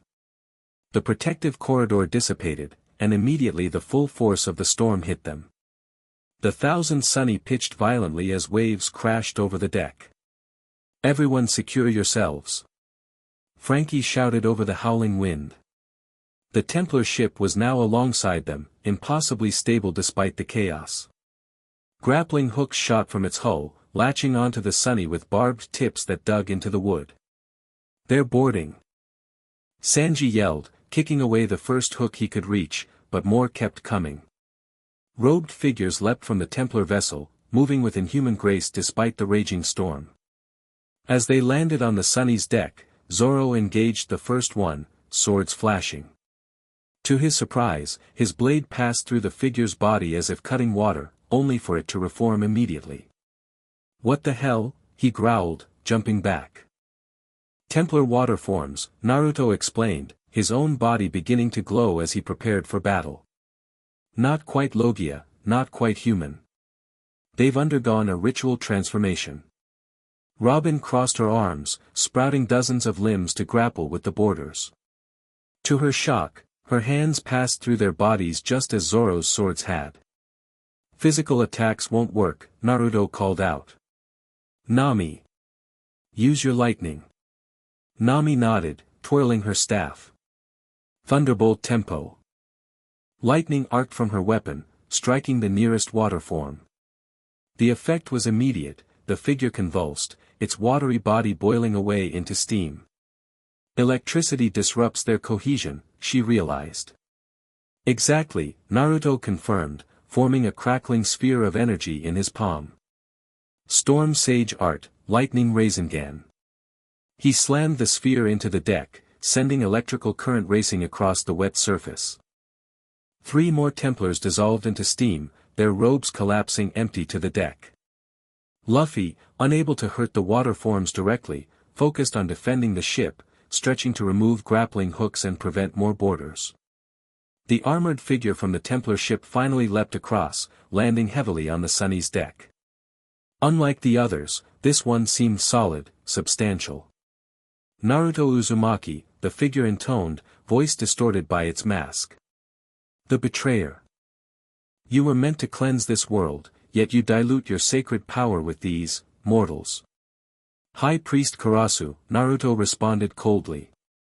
"Still preaching the same misguided doctrine, I see." The armored figure, Karasu, removed his mask, revealing a face covered in ritualistic scars that resembled scales. "The doctrine of truth. The world must return to the primordial sea. It is the only way to balance. That's not balance, Naruto argued, stepping forward. That's extinction. Semantics, Karasu waved dismissively. We didn't come to debate philosophy. We came for your chosen. He pointed directly at Nami and Robin. The power you transferred must be reclaimed and properly directed. Not happening, Nami declared, her climate-tact crackling with electricity. Your consent is unnecessary, Karasu said simply. He made a series of hand gestures startlingly similar to Naruto's, and the storm around them concentrated into a swirling vortex directly above the ship. Everyone down! Naruto shouted, just as lightning struck the main mast. The deck erupted in chaos, splinters flying, ropes snapping, crew members thrown in all directions. When the dust cleared, most of the crew lay stunned or injured on the deck. Karasu stood unharmed in the center of the destruction, holding an unconscious Nami over his shoulder. No! Luffy shouted, launching himself forward despite his injuries. Karasu made another gesture, and a wall of water rose between them, solidifying into ice. We have what we came for. The weather which will serve as the perfect vessel for our ritual. Put her down. Robin commanded, crossing her arms. Dozens of spectral arms sprouted from Karasu's armor, attempting to pry Nami from his grasp. The high priest merely smiled. Your new abilities are impressive, History Keeper. But untrained. With a pulse of energy from his armor, Robin's manifested limbs shattered like glass, causing her to cry out in pain. Naruto's eyes narrowed dangerously, his markings glowing brighter. You've made a grave mistake, Karasu. The ocean around the ship began to churn violently. No, old friend. You made the mistake, dividing your power when you should have concentrated it. Karasu backed toward the edge of the ship. Come to Abisha if you want her back. The gateway opens in 3 days' time. Perhaps you can witness the rebirth of the world. With that, he leapt back to the Templar vessel, still carrying Nami. The remaining water forms retreated with him, the grappling hooks detached, and the manta ship began to pull away with unnatural speed. Nami! Luffy screamed, stretching his arm in a desperate attempt to reach her, but the distance was already too great. We have to go after them. Chopper cried, rushing to treat the injured crew. The ship's damaged, Frankie reported grimly, examining the splintered mast. We can't pursue until repairs are made. They're heading for Abisha, Naruto said, his voice tight with controlled anger. Opening the gateway requires a massive sacrifice of energy, specifically, storm energy. They're going to sacrifice Nami? Robin asked, her face pale. They plan to use her as a conduit, not just a sacrifice, Naruto clarified. With her newly awakened Storm Sage powers, she's the perfect vessel to channel energy into the gateway. Will it kill her? Sanji demanded, helping Usopp to his feet. Naruto's expression was grim. If we don't stop them before the ritual completes. Yes. Then we repair the ship now, Luffy declared, his usual cheerful demeanor replaced by fierce determination. How long do we have? 3 days until the gateway opens, Naruto replied. But we need to reach Abisha before then. The city exists in both dimensions, they'll take her to the temple at its center to prepare the ritual. How far is it? Zoro asked.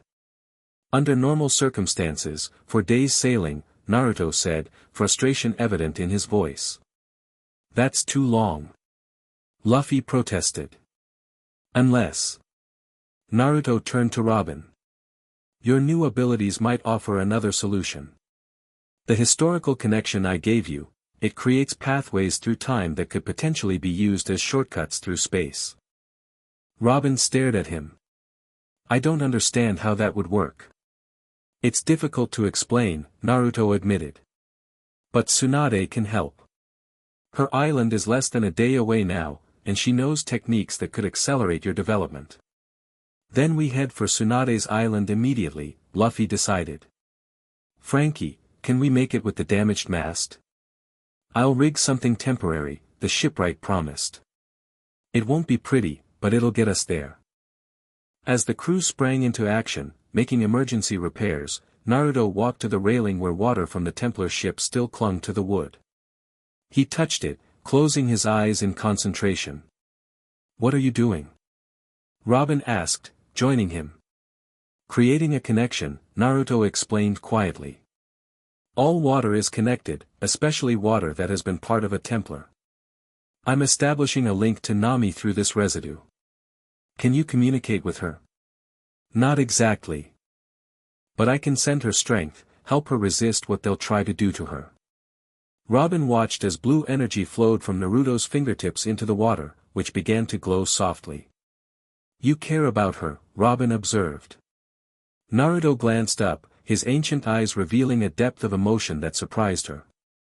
"I care about both of you. More than I expected to. More than I should, perhaps. Why shouldn't you?" He smiled sadly. "I've lived for 1,000 years, Robin. I've learned that caring too deeply for mortals leads only to grief. And yet you transferred your power to us," she pointed out. "Bound yourself to us in some way." "A calculated risk," he acknowledged. "But yes, perhaps I allowed myself to hope for connection. After centuries alone." Robin placed her hand over his on the railing. To her surprise, she immediately experienced a flash of vision, Naruto standing on this same spot, but the ship was different, older, the sea around them in flames, a battle raging. The vision vanished as quickly as it came. "What was that?" she gasped. "Your historical sight activating," Naruto explained. "Physical contact with me must have triggered it." "What did you see?" Robin described the brief vision, watching Naruto's expression grow troubled. "That hasn't happened yet," he said quietly. "But you said it was historical sight, seeing the past." "Time isn't as linear as we perceive it," Naruto replied cryptically. "Especially for beings like me who have lived through multiple ages. Sometimes the future echoes back, creating impressions that feel like memories." Before Robin could question him further, Frankie called from the helm. "Temporary mast secured. We're ready to move." With the storm dissipating in the wake of the Templar ship's departure, the damaged Thousand Sunny limped forward, heading toward Tsunade's island with all possible speed. Nami awoke in darkness, her head pounding. She tried to move, only to discover her wrists and ankles were bound with strange, cold metal that seemed to suppress her newfound abilities. The air felt thick, heavy with moisture, and there was an odd pressure in her ears, as if she were deep underwater. "She's awake," a voice observed from nearby. A soft blue light illuminated her surroundings. She was in some kind of cell, the walls made of the same dark, light-absorbing material as the Templar ship. Two robed figures stood watching her, their masks removed to reveal faces marked with scale-like patterns. "Where am I?" Nami demanded, struggling against her restraints. "In transit to the holy city," one replied. "You should be honored, Weather Witch. Few outsiders ever see Abisha, and fewer still serve such a glorious purpose." "If by glorious purpose you mean being sacrificed, I'll pass," Nami shot back, examining herself for any potential escape. The Templars exchanged amused glances. "Not sacrificed," the taller one clarified. "Transcended. Your body will become a conduit for the Great Awakening. Your storm sage powers make you the perfect vessel to channel energy into the gateway." "Lucky me," Nami muttered sarcastically. "My friends will come for me, you know." "We're counting on it," the second Templar said with a cold smile. "The betrayer's presence will only enhance the ritual. And as for your pirate friends," he shrugged, "they'll make excellent offerings to the Deep One." "The Deep One?"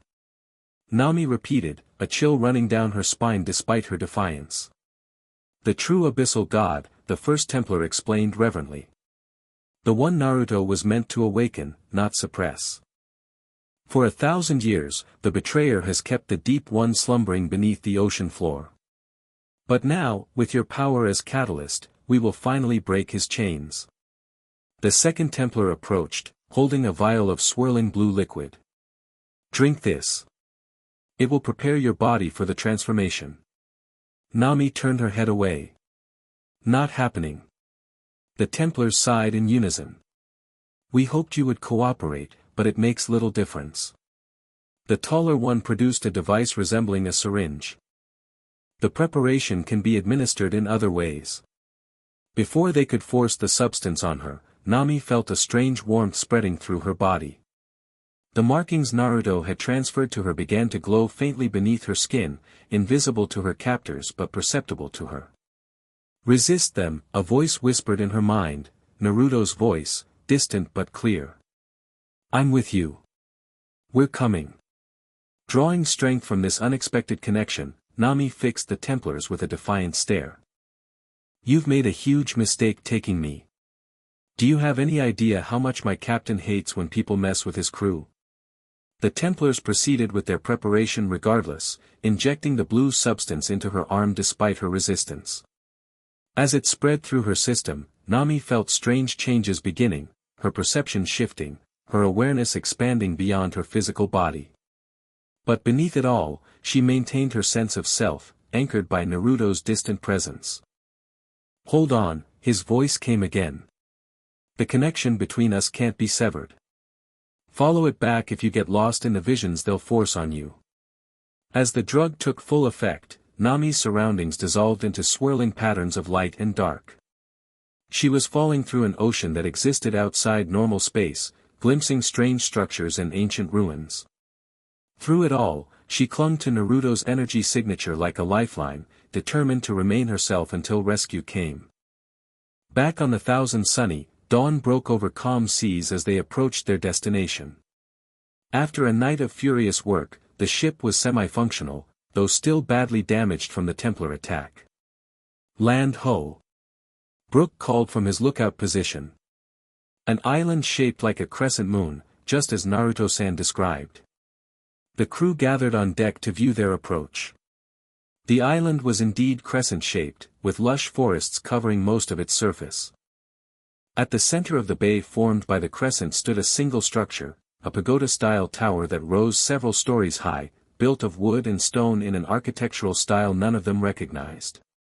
Tsunade's sanctuary, Naruto confirmed, looking more animated than he had since Nami's abduction. She's maintained this place for over 500 years. Alone? Chopper asked, awed by the prospect. Not entirely, Naruto replied. She has companions, a few other long-lived individuals who chose to withdraw from the world's conflicts. As they neared the shore, a figure appeared on the beach, a woman with blonde hair tied in two loose ponytails, appearing to be in her 30s despite Naruto's claims of her ancient age. She wore a green robe over gray pants, with a diamond-shaped mark prominently displayed on her forehead. Naruto, she called as they dropped anchor. About time you showed up. I sensed the power transfer days ago. Naruto's face broke into the first genuine smile they'd seen since meeting him. Tsunade. You look exactly the same. Can't say the same for you, she replied as he leapt from the ship to the beach. You look like hell. The transfer took more out of you than you expected, didn't it? Instead of answering, Naruto embraced her briefly, then grew serious. We have an emergency. The Templars have taken one of my chosen, the Storm Sage successor. They're planning to use her for the gateway ritual. Tsunade's expression darkened. Those fanatics are still around. I thought the world government wiped them out decades ago. Apparently not, Naruto grimaced. They've maintained their technology, their rituals. And now they have Nami. By now, the rest of the crew had disembarked onto the beach. Luffy stepped forward impatiently. Are you Naruto's doctor friend? We need your help to save Nami. Tsunade raised an eyebrow at his directness. Impatient one, aren't you? Yes, I'm Tsunade. Former Storm Sage, current keeper of ancient knowledge, and occasional babysitter to this idiot. She jerked her thumb at Naruto, who rolled his eyes.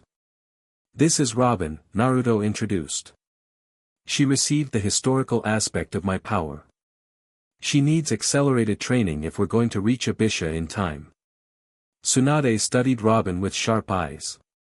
"The historical connection. Interesting choice.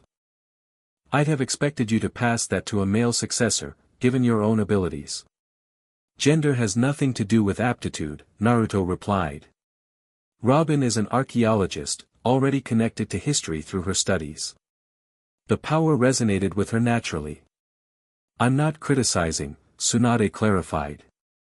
"Just surprised you finally learned something after all these centuries." She turned to Robin. "Your ability has manifested already? Visions? Sensations?" Robin nodded. "Brief flashes when I touch objects. And my devil fruit power has evolved somehow." "Show me," Tsunade instructed.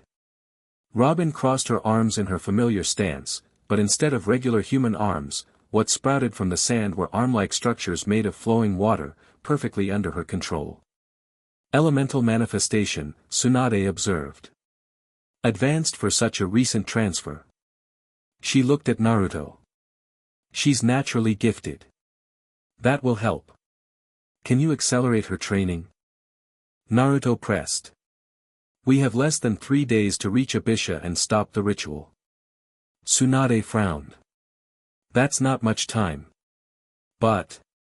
She glanced at the determination on the pirates' faces. "I have methods. They're not pleasant, but effective." "Whatever it takes," Robin stated firmly. "Nami is our nakama." Tsunade nodded approvingly. "Good answer. Come with me to the sanctuary. All of you, you look like you could use food and rest while your ship is repaired." As they followed Tsunade up a path toward the pagoda, Luffy fell into step beside Naruto. "Hey, what did she mean about you passing power to a male successor? Is there something special about guys and history?" Naruto shook his head. "No, nothing like that. Tsunade was referring to my own past. The historical aspect of my power came from someone named Sasuke, a male friend who died in the ancient war." Tsunade assumed I'd be sentimental about it. Was she right? Luffy asked with unexpected perceptiveness. "Are you sentimental?" Naruto glanced at the rubber man with new appreciation for his insight. "Yes, I suppose I am. But sentiment can't dictate important decisions. Robin was the right choice regardless of gender or my personal history." The sanctuary proved to be even more impressive up close, ancient but perfectly maintained, with gardens of medicinal plants surrounding the main structure. Inside, the building was much larger than it appeared, with multiple rooms containing libraries, laboratories, and training spaces.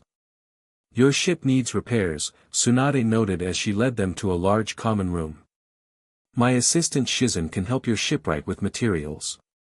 In the meantime, Robin and I have work to do." "What about the rest of us?" Sanji asked. "Rest, eat, prepare yourselves," Tsunade advised. "The journey to Abisha will not be easy, even with accelerated training. I can begin teaching some of you techniques to resist the abyssal atmosphere," Naruto offered. "Everyone will need protection against the pressure and the psychic influence of the deep." "Psychic influence?" Usopp repeated nervously. "Abisha exists partially in a dimension where thought has direct influence on reality," Naruto explained. "Untrained minds can be overwhelmed, experience hallucinations, or worse." "Worse like what?" Chopper asked, eyes wide. "Like your consciousness being absorbed into the collective memory of the city," Tsunade said bluntly. "Not fatal, but you'd essentially become a living ghost, trapped in endless dreams of the past." "So, pretty bad," Usopp concluded weakly. "Hence the training," Naruto nodded. "Luffy, Zoro, Sanji, you three should focus on mental fortification techniques. Your physical abilities are already exceptional, but your minds will need protection." "Chopper, you should work with Shizen," Tsunade suggested. "She can teach you medical countermeasures for abyssal exposure." Usopp, Brook, Frankie, focus on preparing your equipment. Regular weapons behave unpredictably in Abisha. With tasks assigned, the group dispersed throughout the sanctuary. Robin followed Tsunade to a circular room at the tower's highest level. The walls were lined with mirrors that reflected not their actual appearances, but shifting images from different time periods. Temporal reflection chamber, Tsunade explained. Built by the storm sages to train those with historical sight. It's disorienting, Robin admitted, watching as her reflection showed not herself but a series of women throughout history, all with similar features but different clothing and surroundings. That's the point, Tsunade said, closing the door behind them. Historical power isn't just about seeing the past, it's about navigating it. Moving through it. Using it to understand the present and glimpse possible futures. Naruto mentioned using it to create shortcuts through space, Robin recalled. Yes, though shortcut is an oversimplification, Tsunade sighed. What he means is collapsing the distance between 2 points by exploiting their historical connection. Seeing Robin's confusion, she continued, think of it this way, Abisha and Tempest Island were both built by the same ancient civilization, using the same techniques. They share a historical resonance, a connection through time. With the right training, you can essentially fold space along that connection, creating a direct path. Like a wormhole. Robin suggested, drawing on her scientific knowledge. Close enough, Tsunade nodded. But it requires precise control and deep understanding of the historical links between locations. That's what we'll be developing here. She approached a cabinet and removed a small bottle containing a glowing green liquid. This will accelerate the process. It temporarily enhances the historical sight, allowing you to experience centuries of training in hours. Robin eyed the bottle cautiously. Side effects. Headaches. Possibly nosebleeds. A sensation of disorientation that may last several hours after, Tsunade listed clinically. But nothing permanent. And this will allow me to create a path to Abisha in time to save Nami? If you have the aptitude I suspect you do, yes. Tsunade offered the bottle. But I won't force you. The experience is intense. Robin took the bottle without hesitation. For my Nakama, intensity is a small price. Tsunade smiled approvingly. Naruto chose well. Drink half now, half in 2 hours. As Robin drank the bitter liquid, the mirrors around them began to spin, images blurring into streams of light and color.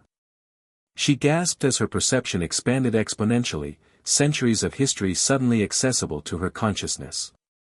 Focus, Tsunade's voice seemed to come from everywhere and nowhere. Find the thread connecting Tempest Island to Abisha.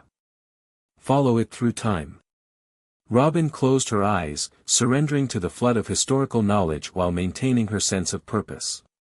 Somewhere across dimensions, Nami needed her. That thought anchored her as she began navigating the labyrinth of time.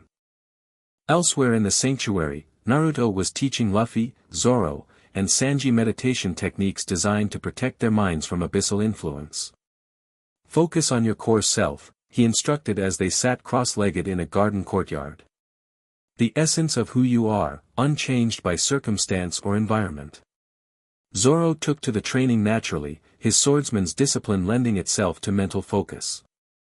Sanji struggled more but made steady progress, anchoring himself to his identity as a chef and protector. Luffy, surprisingly, showed remarkable aptitude, his unwavering sense of self and simple, direct nature formed a natural shield against outside influence. You have a strong spirit, Straw Hat, Naruto observed. The will of D is powerful in you. Everyone keeps talking about this D thing, Luffy replied, opening one eye. What's so special about a letter? Naruto considered how to explain. The D is more than a letter, it's a lineage, a destiny. Those who carry it are natural enemies of the gods, challengers to established order. Is that why you get along with Luffy? Sanji asked perceptively. Because you're a god, and he's destined to challenge gods. Naruto smiled. Perhaps.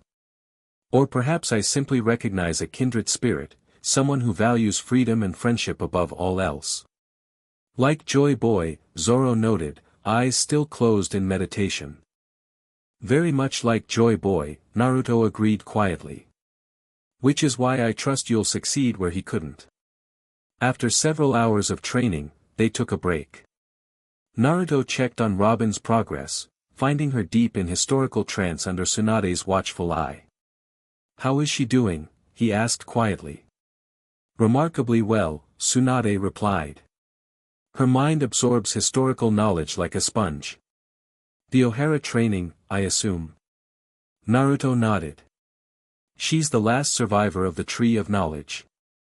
But it's more than training, she has natural affinity for this. She's already located the historical thread between Tempest Island and Abisha," Tsunade reported. "Another few hours, and she should be able to navigate it." "How are the others progressing?" "Better than expected. The Straw Hats are an exceptional crew." Naruto gazed out the window toward the sea. "I'm maintaining the connection with Nami. She's resisting the Templars' conditioning, but they're approaching Abisha. We don't have much time." "You care for these two women," Tsunade observed. "More than just as successors." Naruto didn't deny it. "They remind me of people I once knew. But they're also entirely themselves, brilliant, determined, loyal." "Be careful, Naruto," his old friend cautioned. "You've walked this world for a millennium by maintaining distance. Attachment is dangerous for beings like us." "Perhaps I'm tired of distance," he replied simply. Tsunade studied him thoughtfully. "The power transfer changed you too, didn't it? Made you more human again." "It was always the plan," Naruto admitted. "I've carried these powers too long. Held myself apart from the world. Maybe it's time to remember what it means to be mortal. Even if it means eventually facing mortality itself." Tsunade challenged. Naruto's ancient eyes reflected centuries of solitude. "Even then, living forever is meaningless without connection." Their conversation was interrupted as Shizune, Tsunade's assistant, a dark-haired woman who appeared middle-aged but was actually centuries old, entered with news. "The ship repairs are nearly complete," she reported. "And I've prepared protective equipment for the crew as requested." "Thank you, Shizune," Naruto said warmly. "You haven't changed a bit." She smiled at her old friend. "Neither have you, despite appearances. Still rushing into danger to save others." "Some habits persist across millennia," he acknowledged with a rueful grin. By nightfall, preparations were well underway. Robin emerged from her training, exhausted but successful. The crew gathered for a meal in the sanctuary's main hall, discussing their approach. "I can create a pathway," Robin explained, her eyes still glowing faintly with residual historical energy. "A direct route to Abisha that bypasses normal spacetime. But it will only remain stable for about 10 minutes, and I can only do it once without extensive recovery." "That means we go in together, find Nami, and get out fast," Luffy summarized. "What about the Templars?" Frankie asked. "And this deep one they want to awaken?" "Leave the deep one to me," Naruto said firmly. "It's an ancient being I once faced, a rival of sorts. Stopping its awakening is my responsibility. And the Templars are just humans, despite their enhancements," Tsunade added. "Dangerous, but not invincible." "What about the ship?" Usopp asked practically. "We can't take the Sunny through this historical shortcut, right?" "No," Robin confirmed. "Only living beings can traverse the pathway." "I'll remain here with Brook and Frankie to guard the ship," Shizune offered. "And prepare for your return." "So the assault team is Luffy, Zoro, Sanji, Chopper, Usopp, Robin, and me," Naruto concluded. 7 should be enough while maintaining mobility." "We leave at dawn," Luffy declared, his usual carefree demeanor replaced by captain's determination. "Rest up, everyone. Tomorrow we get Nami back." As the others retired for the night, Naruto slipped away to the sanctuary's highest balcony. There, under the stars, he renewed his connection to Nami, sending her strength across the dimensional barrier.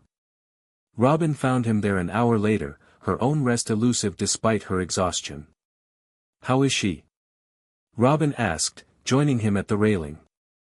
"Fighting," Naruto replied with pride in his voice. "They're trying to break her identity, merge her consciousness with the abyssal current, but she's resisting beautifully." "Can you communicate with her directly?" "Not in words. But in feelings, impressions." He turned to Robin, moonlight illuminating his ancient features. "Your training went well?" "Yes," she nodded.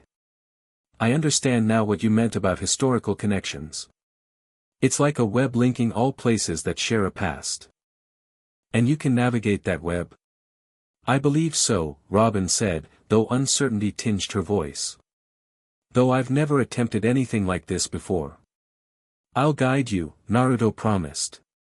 "Our powers are linked now, I can lend you strength just as I'm doing for Nami." Robin studied him curiously. "You've done this before, haven't you? Transferred power to others?" "Twice," he admitted. "Once to Joy Boy, who used it to create the poneglyphs before his capture and execution. And once to a woman named Vivi, though history remembers her by another name. The Mermaid Princess?" Robin guessed, drawing on her historical knowledge. Naruto nodded. "She used the power to communicate with Sea Kings, to guide her people to safety during the Great War. But neither received the full transfer that you and Nami have." "Why us? Why now?" Naruto was silent for a long moment, watching the stars. "Because the world is approaching a crossroads. The same forces that destroyed the ancient kingdom are gathering again: fear, control, the suppression of truth. But this time, the outcome could be different." "Because of Luffy?" "Because of all of you," Naruto corrected. Joy Boy stood nearly alone at the end. But Luffy has true companions, equals in their own ways. Including two women who now carry aspects of primal power. He looked at her directly. "You and Nami could help tip the balance." Robin absorbed this, feeling the weight of historical significance. "And what about you? What happens to the abyssal god after his power is shared?" "I become more human," Naruto said simply. "Still long-lived, still connected to the deep sea, but less detached. More like the person I was 1,000 years ago, before I merged with Isabu." "And that's what you want?" Robin pressed, sensing deeper currents beneath his words. Naruto's smile held a millennium of solitude. "More than anything. To feel fully again. To care without the distance immortality creates. To remember what it means to be simply Naruto, not the abyssal god." Something in his vulnerability touched Robin deeply. Without conscious thought, she reached out, placing her hand against his cheek. Immediately, her historical sight activated, but instead of past events, she glimpsed possibilities, fragments of potential futures swirling like leaves in a storm. Naruto laughing, truly laughing, the weight of centuries momentarily lifted. The three of them, Naruto, Robin, Nami, standing together against some great darkness. A quiet moment on a beach at sunset, words too soft to hear but feelings crystal clear. The visions faded as she withdrew her hand, but their impression remained, warming her despite the night breeze. "What did you see?" Naruto asked softly. "Possibilities," Robin replied. "Not history this time, but potential futures. A rare manifestation of the power," he noted. "It usually takes years to develop future sight." "Perhaps it wasn't the power at all," Robin suggested. "Perhaps it was simply hope."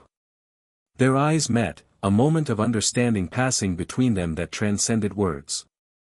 Then Naruto gently took her hand and guided it away from his face, though he continued holding it.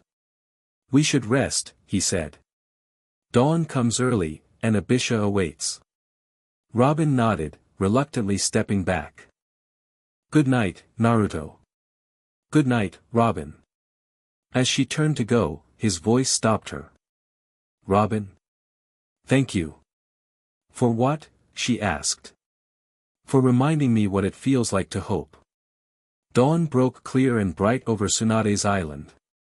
The crew assembled on the beach, equipped with protective gear Shizun had prepared, breathing apparatus, specialized goggles, reinforced clothing designed to withstand abyssal pressure. Remember your training, Tsunade instructed as they made final preparations. Mental discipline is your best defense in Abisha. Focus on your purpose, finding Nami and stopping the ritual. What about after? Chopper asked. How do we get back? The same way, Robin explained. I'll need to create another pathway, but I'll require recovery time between attempts. We'll secure a safe location in the city, Naruto added. There are sanctuaries I know of from previous visits. Tsunade approached Naruto for a final word. Be careful, old friend. The Deep One remembers you. It has waited centuries for revenge.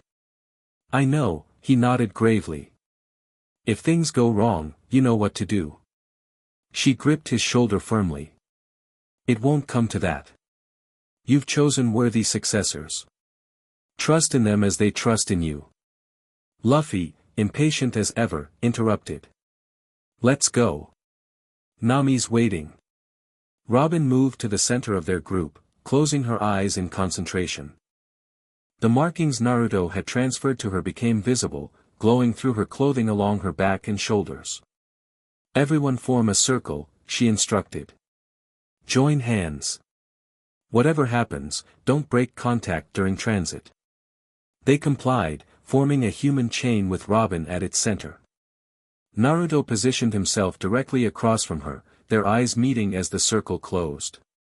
Historical art, pathway through time, Robin intoned, the words coming to her instinctively. The air around them began to shimmer, reality itself seeming to fold inward.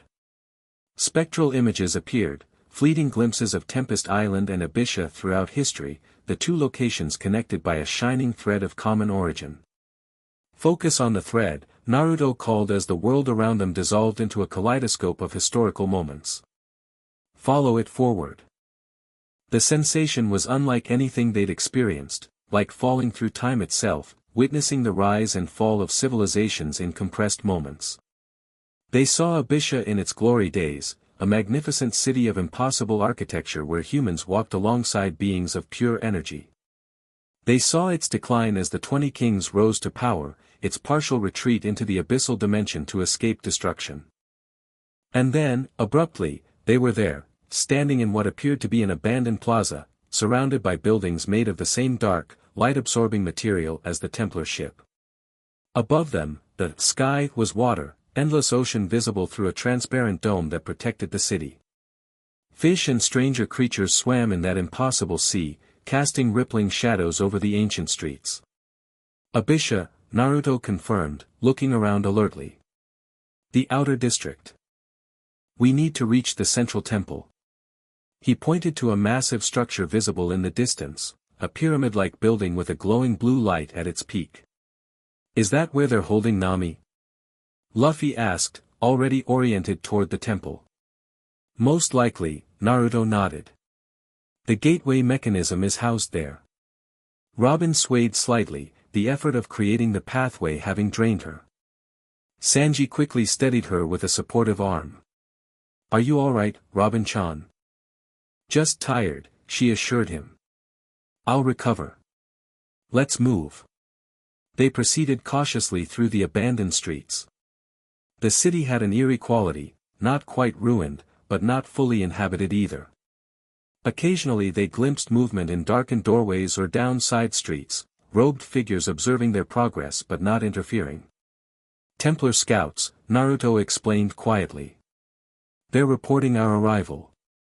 Good, Luffy cracked his knuckles. I want them to know we're coming. Something feels off, Zoro commented, hands never far from his swords. This is too easy. They want us to reach the temple, Naruto confirmed grimly. Particularly me. My presence will enhance the ritual's power.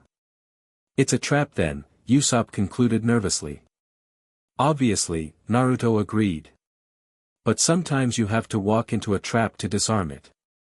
As they neared the central district, the city showed more signs of current habitation, lights in windows, equipment in side streets, occasional Templars going about their business. Most scattered at the sight of the intruders, but none raised alarms. They're under orders not to engage, Naruto observed. Karasu wants us intact for the ceremony. I can sense Nami, Robin suddenly announced, stopping in her tracks. Her eyes glowed faintly as she accessed her new abilities. She's in the temple, as expected. But she's changing somehow. The preparation ritual, Naruto explained, his expression darkening. They're trying to make her consciousness compatible with the gateway. We need to hurry. They increased their pace, no longer concerned with stealth. As they entered the central plaza surrounding the temple, they encountered the first real resistance, a line of Templar warriors in ceremonial armor, weapons drawn. Halt in the name of the Deep One. Their leader commanded. I don't think so, Luffy replied simply, stretching his arm back. Gomu Gomu no pistol. His fist shot forward, taking the lead Templar completely by surprise. The man flew backward, crashing into his companions. The battle was joined in an instant, Zoro's swords flashing, Sanji's legs wreathed in flame as he kicked through the enemy ranks, Usopp providing covering fire from behind. Naruto fought beside them, but conservatively, clearly saving his strength for what lay ahead. Even so, his movements were blindingly fast, his control of water allowing him to neutralize enemies without killing them.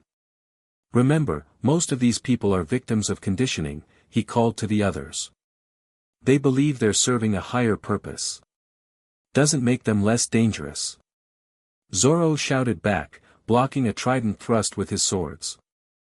The Templars, while skilled, were no match for the combined might of the Straw Hat fighters. Within minutes, they had cleared a path to the temple steps. That was just the welcoming committee, Naruto warned as they approached the massive doorway. The real guardians will be inside. The temple interior was vast and dimly lit by blue crystals embedded in the walls. The architecture was impossible, corridors that seemed to bend in ways that defied normal geometry, rooms that appeared larger inside than their external dimensions should allow.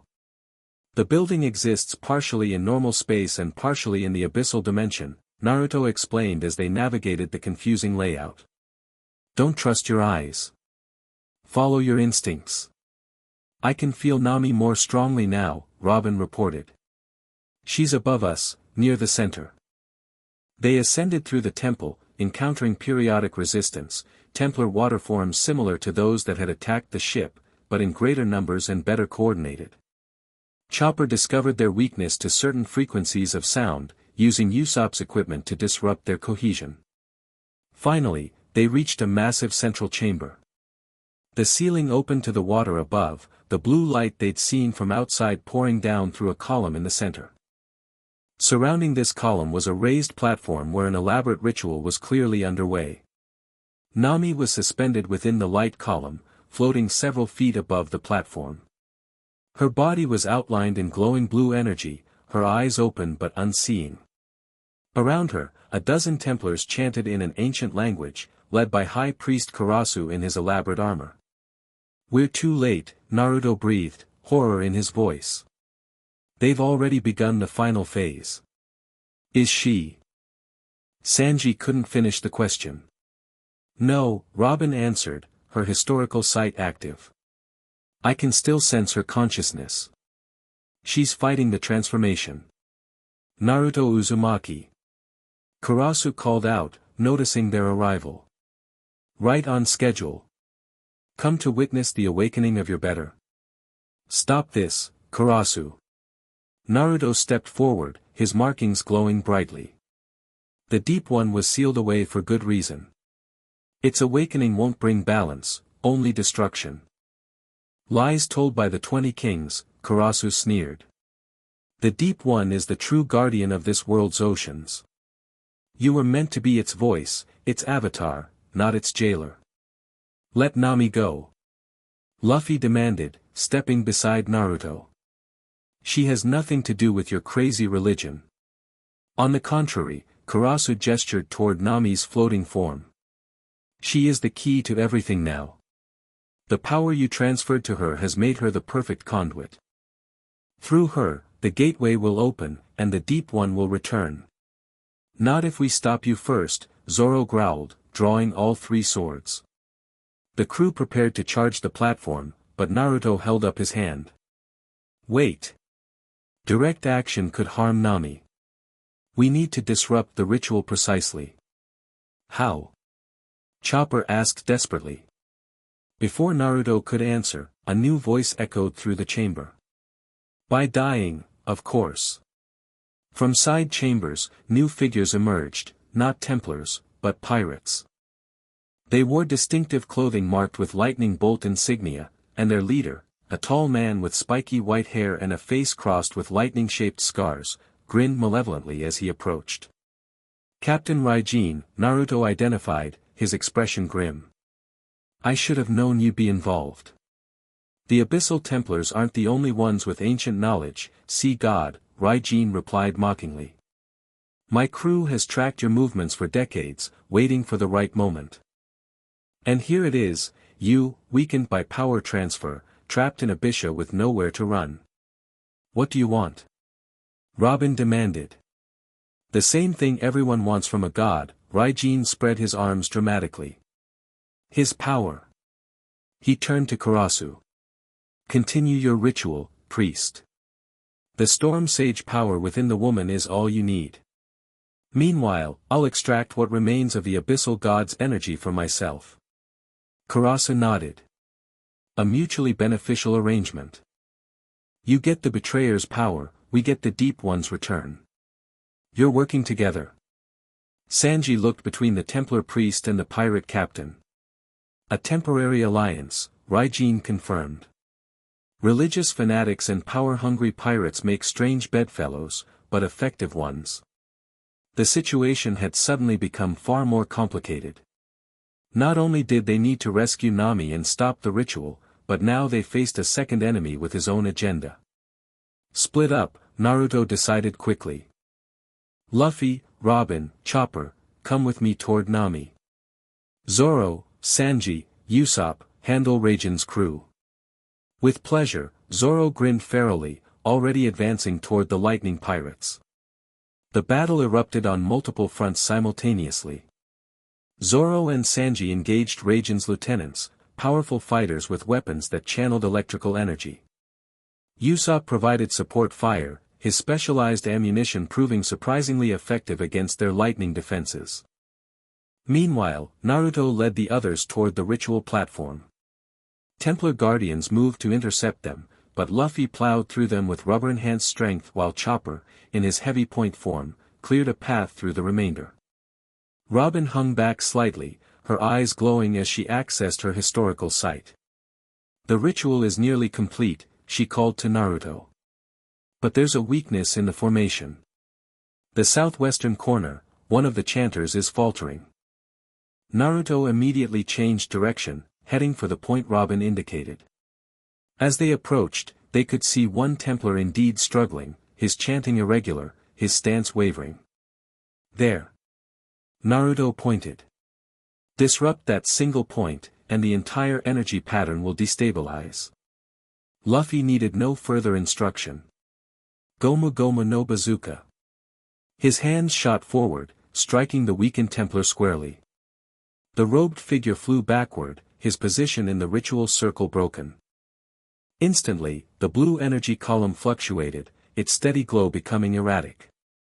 Nami's suspended body jerked, her unseeing eyes suddenly blinking rapidly. No!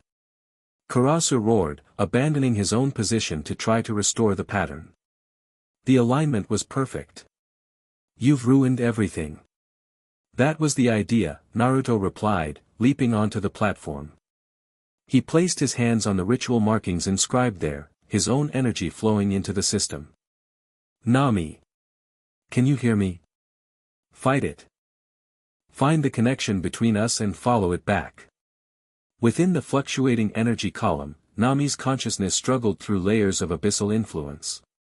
She had been floating in a dreamlike state, her identity slowly dissolving into the vast ocean consciousness the ritual sought to awaken. But Naruto's voice, first distant, then stronger, gave her something to focus on. The connection, she thought desperately. Find the connection. She concentrated on the feeling of the storm sage power Naruto had transferred to her, following it like a thread through a labyrinth. Gradually, awareness returned, the temple, the ritual, her friends fighting to save her. "I hear you," she managed, her voice weak but her own. "Help me. The containment is failing," one of the Templars cried out. "The gateway energy is destabilizing." Karasu shoved the man aside. "Silence. We proceed regardless. If we can't control the gateway, we'll force it open." He began a new chant, his armor glowing with the same blue energy as the column. On the other side of the chamber, Raijin saw the ritual faltering. "Now," he commanded his crew. "While the sea god is distracted." From within his coat, he produced an ancient device, a metal cylinder covered in markings similar to Naruto's. "The Abyssal Extractor," he announced triumphantly. "Designed by the 20 kings themselves to strip a god's power." Zoro saw the threat and tried to intercept, but Raijin's lieutenants blocked his path. "Naruto," the swordsman shouted in warning. "Behind you." Naruto, focused on disrupting the ritual and saving Nami, reacted a moment too late. Raijin activated the device, which emitted a high-pitched sound that cut through the chamber's chaos. Naruto stiffened as the cylinder projected a beam of red energy that struck him squarely in the back. "Yes." Raijin exulted as Naruto fell to his knees, blue energy visibly draining from his body into the device. "The power of the Abyssal God will be mine." Robin, seeing Naruto under attack while still trying to save Nami, made an instant decision. "Chopper. Help Zoro and Sanji with the lightning pirates.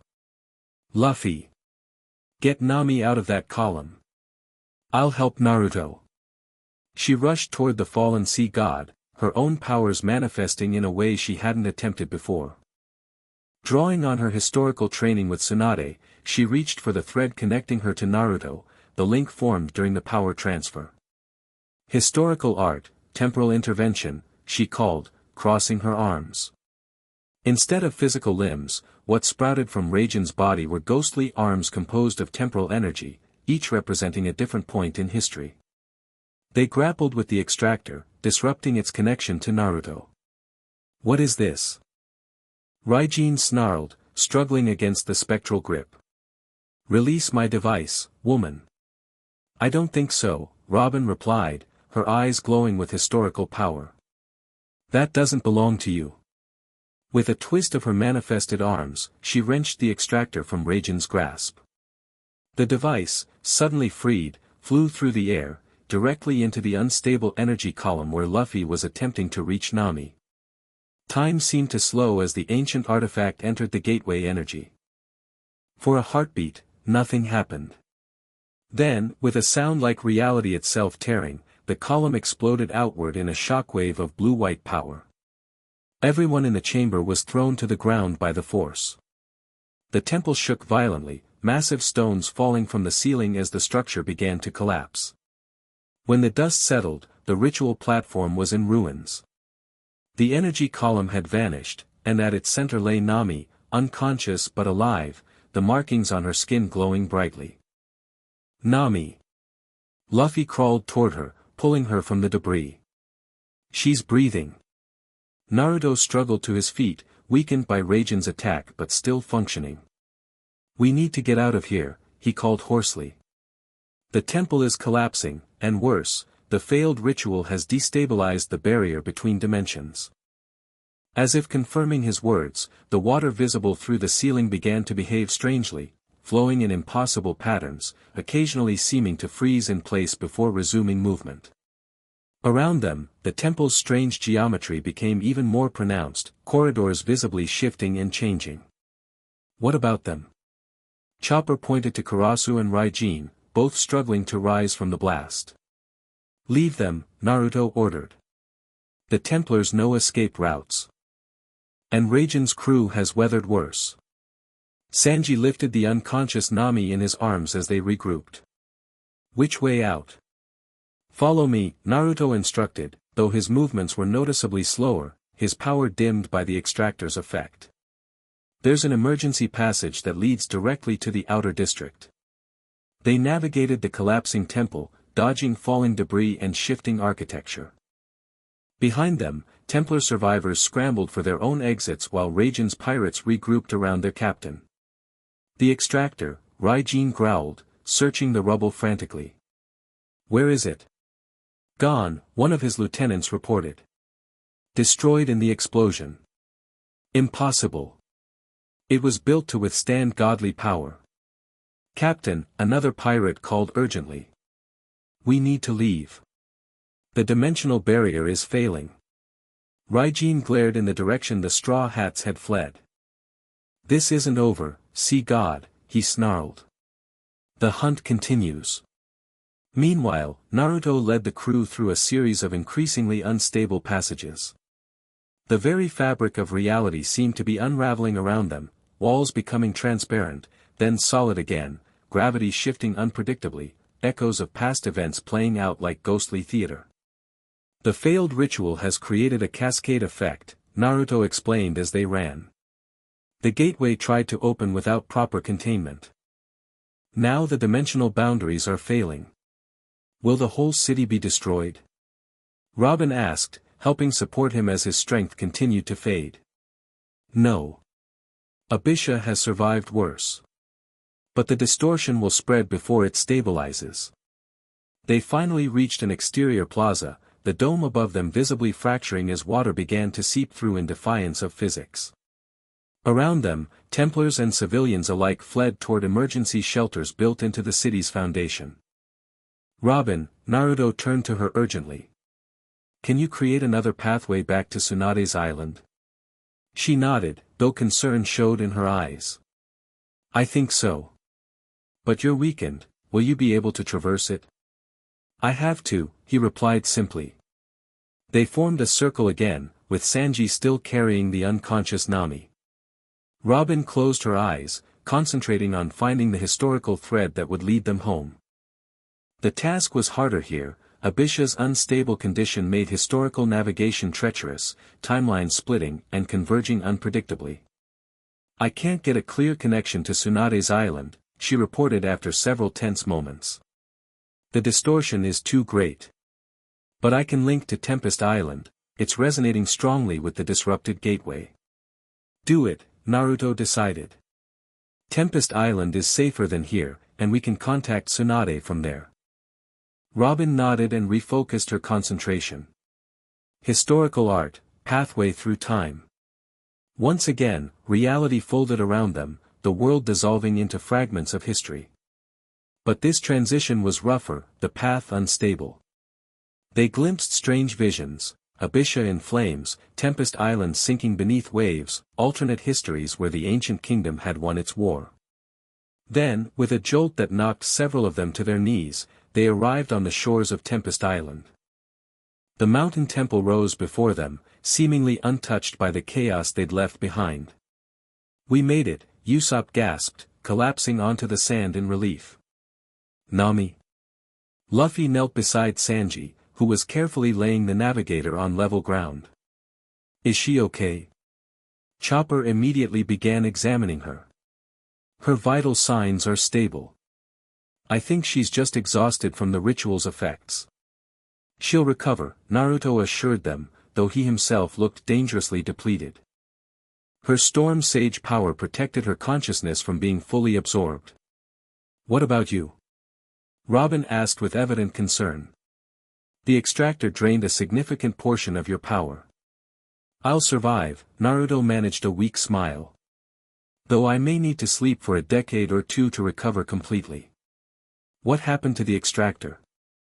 Zoro asked, scanning their surroundings as if expecting another attack. Destroyed when it encountered the gateway energy, Naruto explained. An ancient weapon encountering an ancient power source, the combination was too unstable. And the deep one? Robin pressed. Did the failed ritual awaken it? Naruto closed his eyes, extending his senses toward the ocean depths.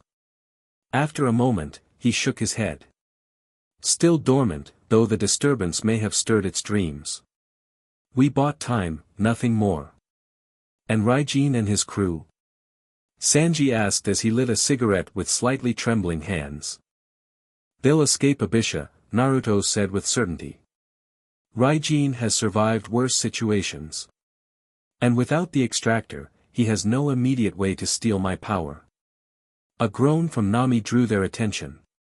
Her eyes fluttered open, initially unfocused before sharpening on the faces surrounding her.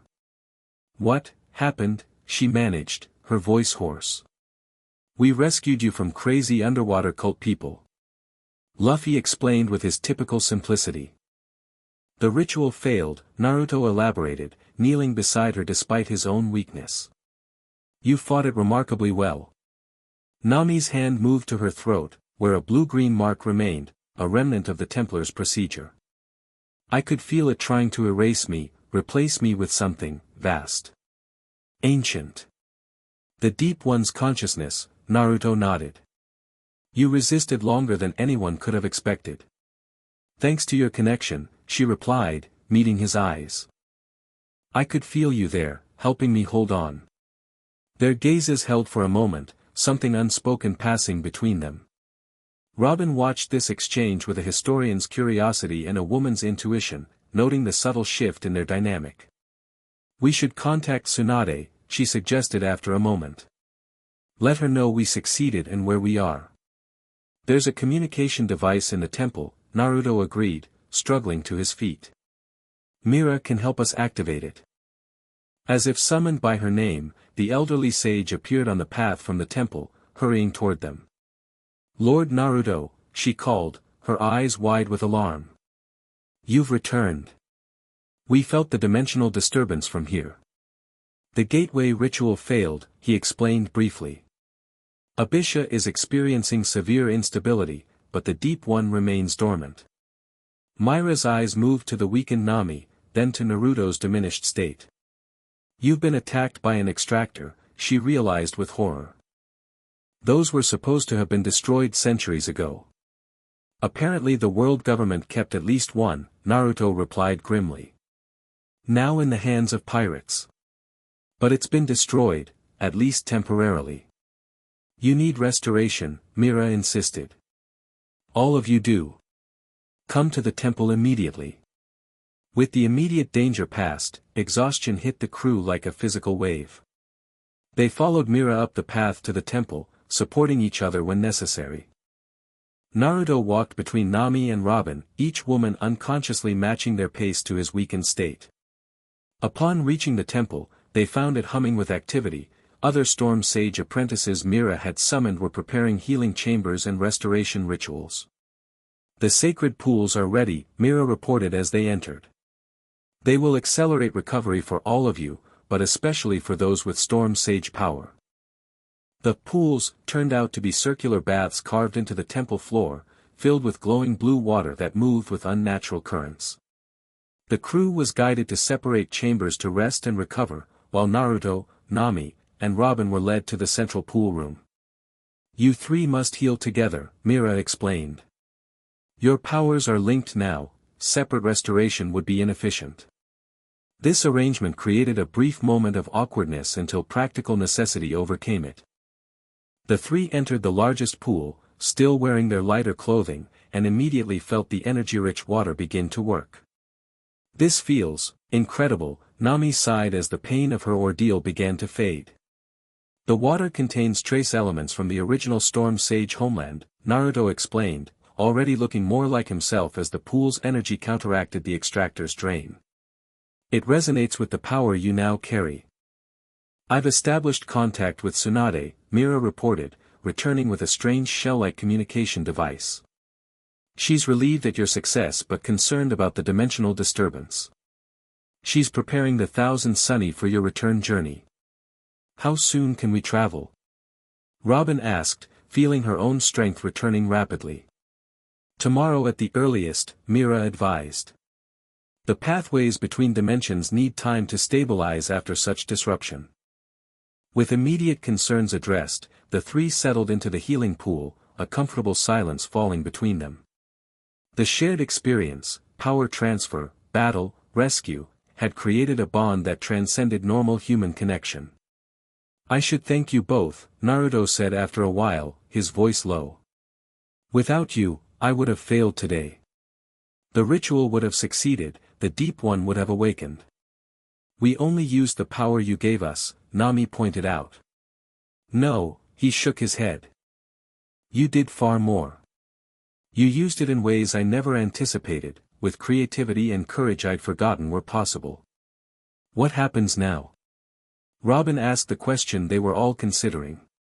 Naruto looked between them, his ancient eyes thoughtful. "That depends partly on you. The power transfer is permanent, you'll continue developing these abilities for years to come. You could return to your normal lives with the Straw Hats, using your enhanced abilities to help achieve your dreams. I sense a but coming, Nami observed shrewdly. A smile touched his lips. But, the events we've witnessed are only the beginning. The Deep One still sleeps. Raijin still hunts. The world government still fears the truth of the Void Century. And Joy Boy's promise remains unfulfilled. You're saying our journey together isn't finished, Robin concluded. I'm saying you have a choice, Naruto corrected gently. I won't bind you to my ancient obligations. But if you choose to continue this path with me, we'd be part of something bigger, Nami finished for him. Something historical. Something dangerous, he added honestly. The three fell silent again, the healing waters swirling around them as each contemplated the crossroads before them. Outside their chamber, the rest of the crew recovered from their adventure, unaware of the deeper currents now flowing between their nakama and the ancient being who had changed them forever. Whatever we decide, Robin finally said, we decide together. All three of us. Naruto and Nami nodded in agreement, a pact formed without need for further words. As the sacred waters continued their healing work, a new bond solidified, one that would ripple through the coming age of pirates in ways none could fully foresee. Above Tempest Island, storm clouds gathered and dispersed in complex patterns, as if the sky itself responded to the confluence of power below. And far beneath the ocean's surface, something ancient stirred in its sleep, disturbed by the day's events but not yet ready to rise. The stage was set for the next chapter in a story 1,000 years in the making, a tale of gods and pirates, of ancient promises and new beginnings, of three souls linked by powers older than history itself. Chapter 3, Gods Among Waves. 3 days after the failed ritual at Abisha, the 1,000 Sunny cut through calm seas under clear skies. The crew had reunited at Tsunade's island, the ship fully repaired and enhanced with protective modifications courtesy of Frankie and Shizen's collaboration. Nami stood at the bow, eyes closed, feeling the wind patterns across the ocean. Her connection to weather had deepened during her recovery. Now she didn't just predict storms, she conversed with them, understanding their moods and movements like old friends. For different pressure systems converging ahead, she announced without opening her eyes. Unusual pattern. Not natural. Naruto nodded from his position at the railing. His strength had largely returned, though the blue markings on his body remained dimmer than before. Typhoon is back. Already? Usopp squeaked, nearly dropping the rigging he'd been securing. I thought you said that dimensional prison would hold him for a week. Apparently Admiral powers work differently in the abyssal dimension, Naruto replied grimly. He's learned to navigate between realities faster than expected. Robin emerged from the library, an ancient text tucked under her arm. Since their return from Tempest Island, she'd spent hours documenting everything she could about the Void Century, her enhanced historical sight allowing her to extract information from objects and places no ordinary archaeologist could access. I've been tracking his movement through historical echoes, she reported. He's not alone. There's a fleet with him. Marines? Zoro asked, hand instinctively moving to his swords. Robin shook her head. Some Marines, yes. But also, something else. Ships that don't match any current design. Templars, Naruto growled. Karasu survived Abisha's collapse. And that's not all, Robin continued. I'm detecting a third signature. Lightning-based energy. Raijin, Nami concluded, opening her eyes. The gang's all here. Luffy bounced over, characteristically excited despite, or perhaps because of, the mounting danger. So we get to fight everyone at once. Sounds fun. It's not fun, Naruto corrected, though a small smile tugged at his lips. It's an unprecedented alliance. Typhoon represents the world government's fear of ancient powers.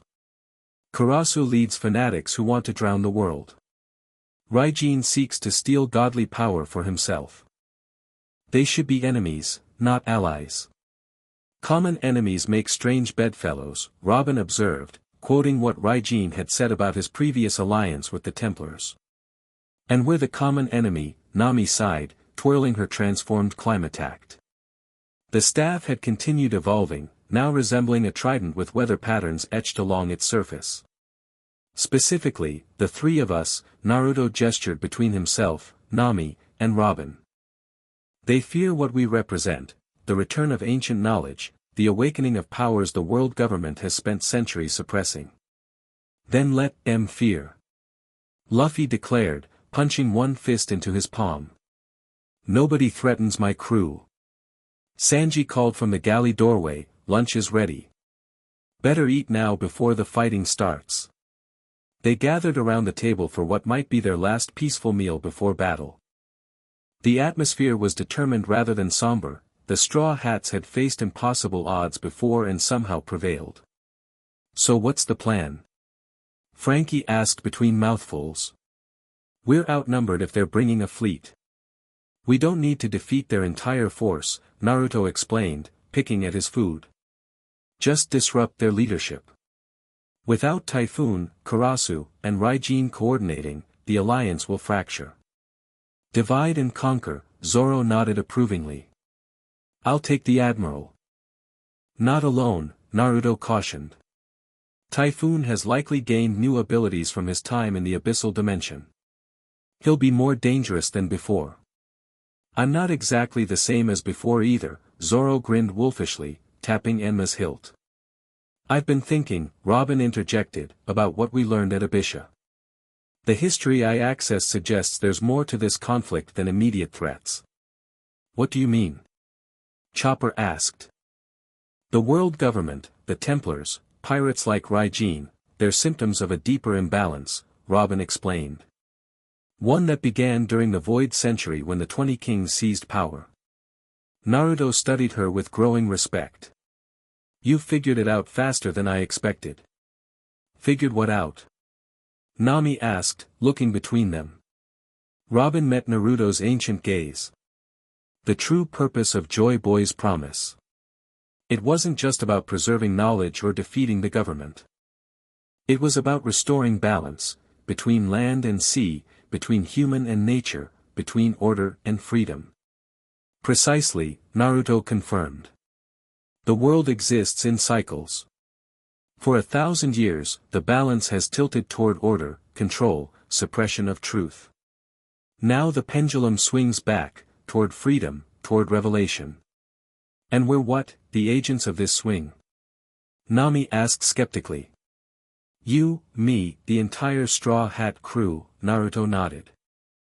Along with others across the world who carry the will of D, who challenge the established order. Luffy, surprisingly, had been listening intently. Like what Rayleigh told me on Rusakena, about turning the world upside down when we find One Piece. One Piece is part of it, Naruto acknowledged. The final truth Joy Boy left behind. But finding it won't be enough, the world must be ready to receive that truth. The conversation was interrupted as the ship suddenly rocked violently. Nami was on her feet instantly, eyes wide. They're here. Multiple water spouts forming around us. Everyone rushed to deck. The previously clear sky had darkened dramatically, clouds spiraling inward toward their position. On the horizon, ships appeared, marine vessels alongside the distinctive manta-shaped Templar craft. Among them, a sleeker ship crackling with electrical energy, Raiden's vessel. Battle stations. Luffy ordered, stretching his arms in preparation. Wait, Naruto stepped forward, his markings beginning to glow. Let me talk to them first. Talk. Usopp looked incredulous. They're here to kill us. Maybe, Naruto conceded. But this conflict is older than any of you. There are things they should know before we fight. Before anyone could object further, Naruto stepped onto the railing, then forward, onto the air itself, creating a platform of solidified atmosphere beneath his feet.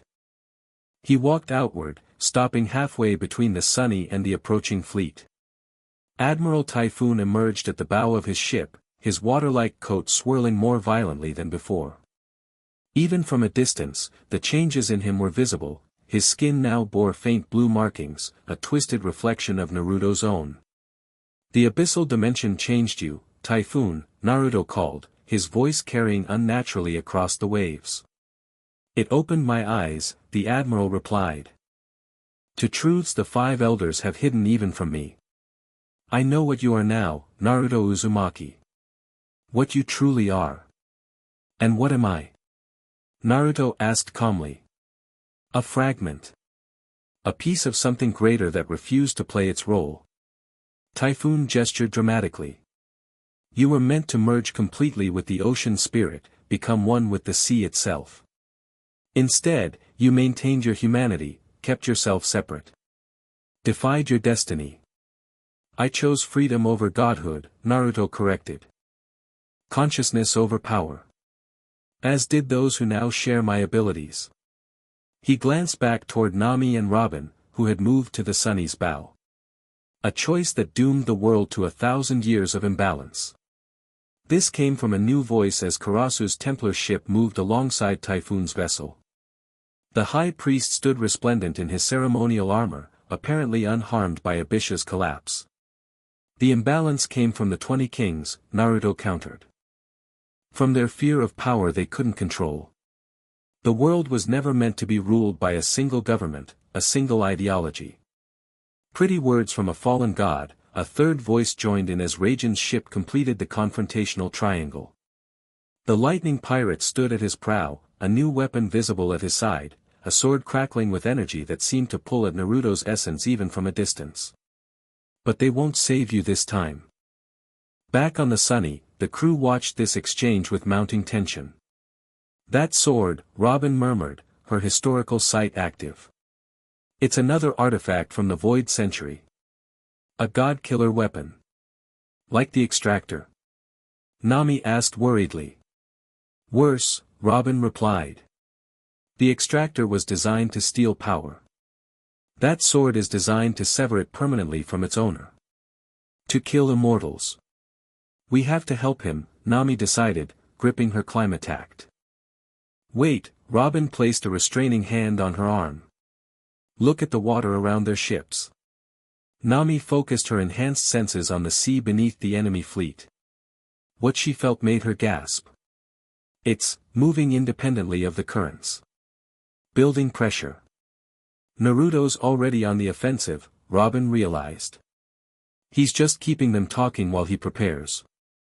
Out on his air platform, Naruto maintained his composed demeanor despite the 3 powerful enemies arrayed before him. I'll give you all one chance, he offered. Retreat now. End this alliance of convenience before you unleash forces none of you can control. Surrender yourself and you're chosen, Typhoon countered. Face judgment for disrupting world order. Return the power you've diluted, Karasu demanded.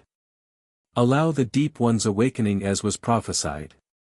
Or die where you stand, Raijin concluded, raising his new weapon. And we'll take what's left. Naruto sighed, genuine sadness crossing his ancient features. I've lived 1,000 years hoping humanity would outgrow this cycle of fear and control. I see I must wait a little longer. With that, he made a simple gesture, and the ocean beneath the 3 enemy ships exploded upward in massive geysers. The vessels were thrown into chaos, crews scrambling as water crashed across their decks. Now, Naruto called back to the Sunny. While they're disorganized, the battle erupted in earnest. Frankie activated the Sunny's weapons systems, firing cannon blasts at the nearest marine vessels. Zoro, Sanji, and Luffy prepared for close combat as smaller ships launched from the fleet toward them. Nami stepped to the bow, her climattact glowing brilliantly as she accessed her Storm Sage powers. The markings on her arms became visible through her sleeves as she raised the staff skyward. Storm Sage Art, Pressure Convergence. The atmosphere above the battlefield distorted as multiple pressure systems collided under her control. Within moments, a directional windstorm formed, battering the enemy fleet while leaving the Sunny in a pocket of calm. Robin took position beside her, eyes glowing with historical power. Historical Art, Fleet Phantom. Using her enhanced Devil Fruit ability, she created not just limbs but entire spectral ships constructed from the memories of vessels that had sailed these waters throughout history. These phantom ships, glowing, translucent, but physically present, interposed themselves between the Sunny and the approaching enemies, creating confusion and blocking attack paths. Naruto rejoined them on deck, his expression approving. Impressive. You've mastered techniques that took me decades to perfect. We had a good teacher, Nami replied with a quick smile. And natural aptitude, Robin added. Their moment of connection was interrupted as a massive wave, Typhoon's counterattack, rose behind them. Naruto spun, hands forming complex gestures. Abyssal Art, Deep Current Disruption. The wave froze mid-crest, then collapsed as underwater forces tore it apart from below. But the effort visibly taxed Naruto, his still recovering power flickering momentarily. You're not at full strength yet, Robin observed with concern. Strong enough, he assured her, though his breathing had quickened. Focus on the Templars. I'll handle Typhoon. The three coordinated their efforts instinctively, falling into a rhythm as natural as breathing. Nami manipulated weather patterns to disrupt the fleet's formation and communication. Robin used historical phantoms to confuse and misdirect. Naruto engaged directly with Typhoon in a spectacular display of water manipulation that transformed the surrounding ocean into a battlefield of impossible geometries. Meanwhile, the rest of the crew repelled boarders and smaller craft. Luffy bounced between enemy ships, causing chaos with rubber-enhanced strength. Zoro cut through hull after hull with his enhanced swords. Sanji's flaming kicks disabled rudders and steering mechanisms. Usopp provided covering fire from the Sunny's upper deck, while Chopper and Brook defended the ship itself. For a time, it seemed they might actually prevail despite the overwhelming numbers. Then Raijin made his move. The lightning pirate had been biding his time, waiting for Naruto to exhaust more of his power against Typhoon. Now he activated his Godkiller sword, which erupted with crimson energy that cut through normal space like a wound. Naruto! Nami shouted in warning. Raijin is, too late. The pirate captain had launched himself from his ship, moving with lightning speed directly toward Naruto's position. The ancient being turned just as Raijin struck, the energy blade slicing across his chest in a flash of crimson. Naruto staggered, blue energy pouring from the wound, not blood, but pure power bleeding into the air. He fell to one knee, one hand pressed against the injury as his markings flickered erratically. First blood to the lightning hunter. Raijin crowed, landing lightly on the Sunny's deck. How does it feel, Sea God? That's no ordinary wound, it's severing your connection to your power permanently. Nami immediately moved to attack, her climattact crackling with electrical energy of her own. Lightning tempo, chain strike. Bolts of lightning arced from her weapon toward Raijin, but the pirate merely laughed, absorbing the electricity into his own body. Lightning against the lightning master. You have much to learn, little sage. Robin tried a different approach, using her historical sight to identify a weakness. Historical art, moment of vulnerability. Phantom limbs sprouted from Raijin's body, but not random ones. These represented specific moments in his past when he had been injured or defeated. The memories of these vulnerabilities briefly manifested physically, causing him to flinch and falter. Clever, he acknowledged, fighting through the phantoms. But memories can't stop this blade. He lunged toward Naruto again, but Luffy intercepted, stretching between them with his rubber body. "You don't touch my friends," the Straw Hat Captain declared, arms hardened with armament hockey. The God-Killer sword struck Luffy's arm, and to everyone's shock, cut through the hockey protection. Luffy cried out, blood flowing from a wound that shouldn't have been possible against his rubber body. "This weapon transcends devil fruits," Raijin explained with savage glee. "It was forged to kill beings beyond mortal understanding. Your rubber tricks are nothing to it." On the other side of the ship, Karasu had boarded with a contingent of Templar waterforms. "The ritual may have failed, but we can still achieve our purpose," he called to his followers. "Capture the Weather Witch. She still carries enough Storm Sage power to awaken the Deep One." Sanji intercepted the High Priest with a barrage of kicks. "You're not touching Nami Swan again." The battle on the Sunny's deck intensified as more enemies boarded from all sides.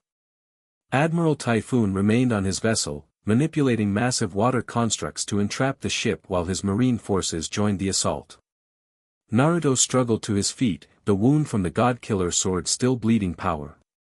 His face showed pain but also determination. "Nami, Robin," he called, his voice strained. "We need to combine our powers. It's the only way."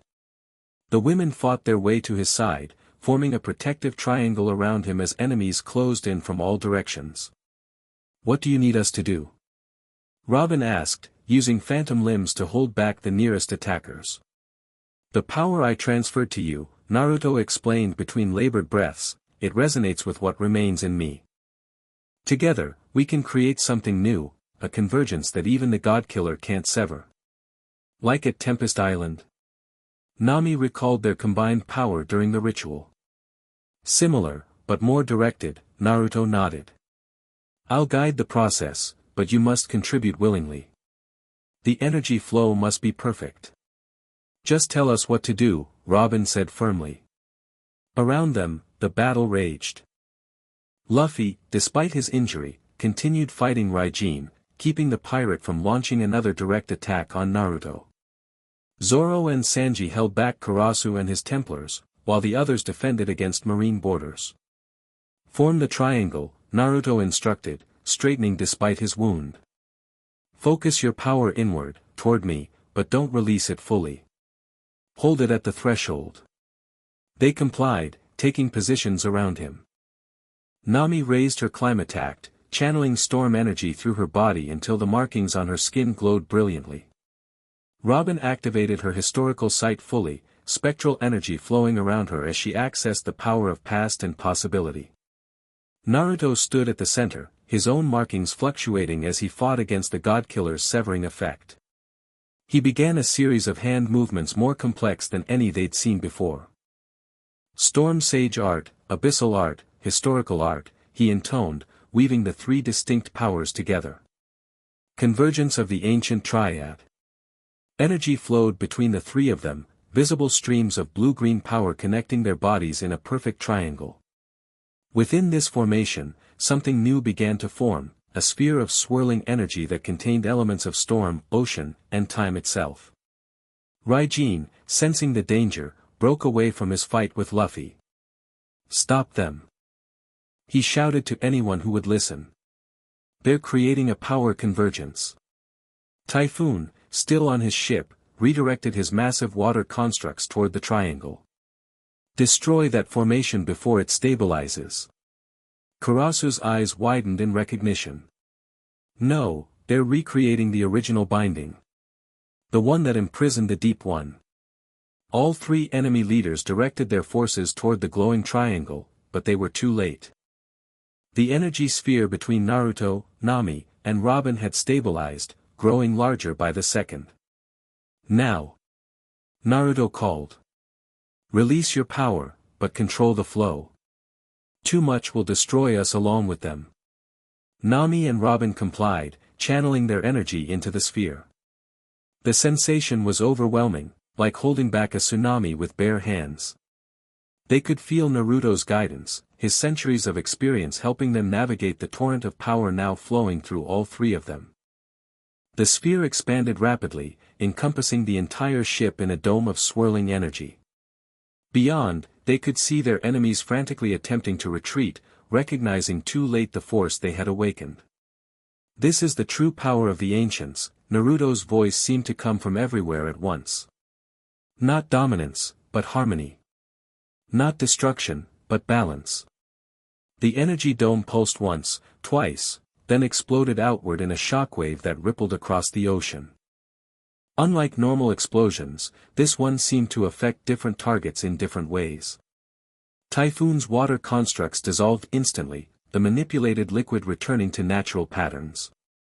Kurasu's Templar water forms separated into their component elements, the binding energy that held them together neutralized. Raijin's Godkiller sword cracked, its crimson energy dissipating into harmless sparks. Most importantly, the unnatural alliance between the three forces fractured. Without the coordinating presence of their leaders, the marine ships, Templar vessels, and lightning pirates fell into disarray, some actually turning against each other in confusion. Within the triangle, Naruto, Nami, and Robin remained standing, connected by threads of power that gradually faded as the convergence energy dispersed. All three looked changed by the experience, their eyes glowing with shared insight, their postures reflecting new confidence. The wound on Naruto's chest had stopped bleeding energy, sealed by the convergence. He looked at his companions with pride and something deeper, a connection forged in battle and power that transcended ordinary bonds. That, he said simply, was perfectly executed. Nami laughed, a slightly hysterical sound born of relief and exhilaration. Is that all you have to say? We just defeated three major enemies with one move. Temporarily defeated, Robin corrected, ever practical despite her own evident satisfaction. They're retreating, but not destroyed.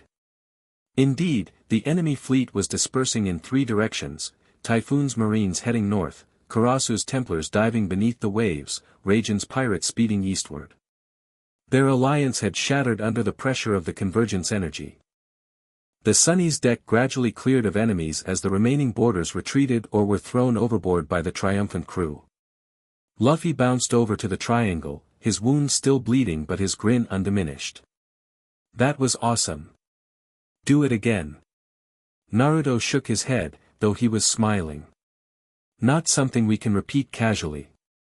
The convergence draws on our deepest reserves. Besides, Robin added, we've accomplished our immediate goal. The alliance is broken, the God-Killer neutralized. And we've demonstrated that we're not easy targets, Nami concluded, leaning on her climatact as fatigue set in. As the adrenaline of battle faded, the crew gathered to assess damages and injuries. Remarkably, the Sunny had survived relatively intact, Frankie's reinforcements had held against the assault. Chopper busied himself treating wounds, starting with Luffy's unusual injury from the God-Killer sword. It's not healing as quickly as your wounds normally do, the reindeer doctor observed with concern. The edges have a strange energy signature. A remnant of the weapon's purpose, Naruto explained, examining the cut. It was designed to inflict lasting damage on immortal beings. On a mortal with a devil fruit, the effect is diminished but still significant. Can you fix it? Luffy asked, unusually serious. Naruto nodded. I think so, with help. He glanced at Nami and Robin, who immediately understood. The three positioned themselves around Luffy's injury. No dramatic triangle this time, just three pairs of hands glowing with complementary energies. Where Naruto provided the knowledge, Nami contributed vital force, and Robin added temporal acceleration, speeding the healing process. Within minutes, Luffy's wound began to close properly, the malignant energy dispersed by their combined efforts. Cool. The rubber man exclaimed, examining his healed arm. You guys are like the ultimate doctor team now. Only for certain types of injuries, Naruto cautioned. And at significant energy cost. Indeed, all three looked drained by even this relatively minor working. The convergence, followed by the healing, had tapped their reserves deeply. We should find a safe place to recover, Robin suggested. They'll regroup eventually. Agreed, Naruto nodded. Though I doubt they'll attempt another direct confrontation soon. The convergence showed them what they're truly facing. Which is what exactly? Zoro asked, cleaning blood from his swords nearby. What was that power you three created? Naruto considered how to explain. The original Storm Sages understood that certain powers work better in harmony than in isolation. When I merged with Isabu, the ocean spirit, 1,000 years ago, I became a convergence point myself, holding multiple energies in balance. By transferring portions to Nami and Robin, you created the potential for a more distributed balance, Sanji concluded, surprisingly insightful. Exactly, Naruto confirmed. 3 specialists are more adaptable than 1 generalist. Storm, sea, and time, separate but connected. Like a crew, Luffy said simply. They all turned to look at their captain, who shrugged. That's what we are, right? All different, but stronger together. Naruto smiled, genuine warmth in his ancient eyes. Well put, Straw Hat. Perhaps that's the lesson Joy Boy tried to teach 1,000 years ago, that true power comes from connection, not domination. As the Sunny sailed away from the battlefield, leaving chaos and confusion in their wake, the 3 powered individuals stood together at the stern, watching the horizon. They'll come back, Robin observed. Separately, more focused on their individual goals. Typhoon will report to the 5 elders, Naruto agreed. Karasu will seek other ways to awaken the Deep One. Raijin will hunt for new weapons against us. Let them come, Nami said with newfound confidence. We'll be stronger next time too. Naruto studied his 2 companions thoughtfully. You've both changed since the power transfer. Not just in ability, but in perspective. How could we not? Robin replied. I've glimpsed history as it truly happened, not as it's recorded. I've seen the cycles you spoke of, the patterns repeating across centuries. And I've felt the weather as a living system, Nami added. Not just clouds and pressure and temperature, but a global consciousness of sorts. It changes how you see everything. That's the true transformation, Naruto nodded. Not the external power, but the internal shift in understanding. As night fell, the crew gathered for a celebratory meal, spirits high despite their narrow escape. Stories and sake flowed freely as they recounted individual triumphs from the battle. Even Naruto joined in, his usual reserve softened by shared victory and perhaps by his increasingly human nature. Later, when most had retired to their cabins, Naruto found himself on the quiet deck beneath the stars.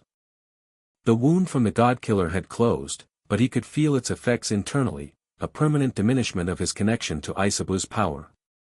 Strangely, he felt little regret at this development. Can't sleep. Nami's voice came from behind him. He turned to find her and Robin approaching, both seemingly drawn to the same late-night solitude. I don't need much sleep, he replied with a small smile. Old habit from centuries of vigilance. The wound still bothers you, Robin observed with her typical perceptiveness. Naruto touched his chest where the godkiller had struck. It's a permanent mark. The first in a very long time that won't simply heal with time. Are you worried? Nami asked, leaning against the railing beside him. About facing my mortality after 1,000 years? Naruto considered the question seriously. No, not worried. Perhaps, curious. Curious? Robin prompted, taking position on his other side. About what it means to live as you do, with limited time, with urgency, with the knowledge that each choice has real consequences because there aren't endless centuries to try again. The 3 stood in comfortable silence, watching the moonlight play across the waves. Something had shifted between them during the convergence, barriers lowered, understanding deepened. They had glimpsed each other's essence in a way few beings ever experience. What happens now? Nami finally asked, echoing Robin's question from Tempest Island. With the three of us, I mean. With this power we share. Naruto turned to face them both. That depends on what you want. The power is yours now, to use as you see fit. You could continue with your crew, pursuing your dreams with these enhanced abilities. Or. Robin prompted when he hesitated. Or you could join me in completing Joy Boy's work, Naruto said simply. There are other ancient powers stirring as the world approaches this turning point. Knowledge that must be protected, truths that must be revealed at the right moment. You're asking us to choose between our crew and your mission, Nami realized. No, Naruto shook his head firmly. I would never ask that. The Straw Hats are central to what's coming, especially Luffy with his will of D. I'm suggesting a both/and, not an either/or. A parallel journey, Robin mused. Moving toward the same destination by sometimes different paths. Exactly, Naruto nodded. There will be times when our specific tasks require separation, but our goals align ultimately with the Straw Hats' journey. Does Luffy know about this arrangement? Nami asked practically. Naruto smiled. I spoke with him while you were both resting. His response was characteristically straightforward, do what you need to do, just be there when it matters.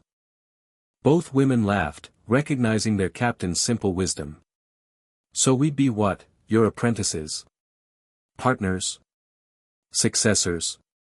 Nami pressed, wanting clarity. All of those, Naruto replied.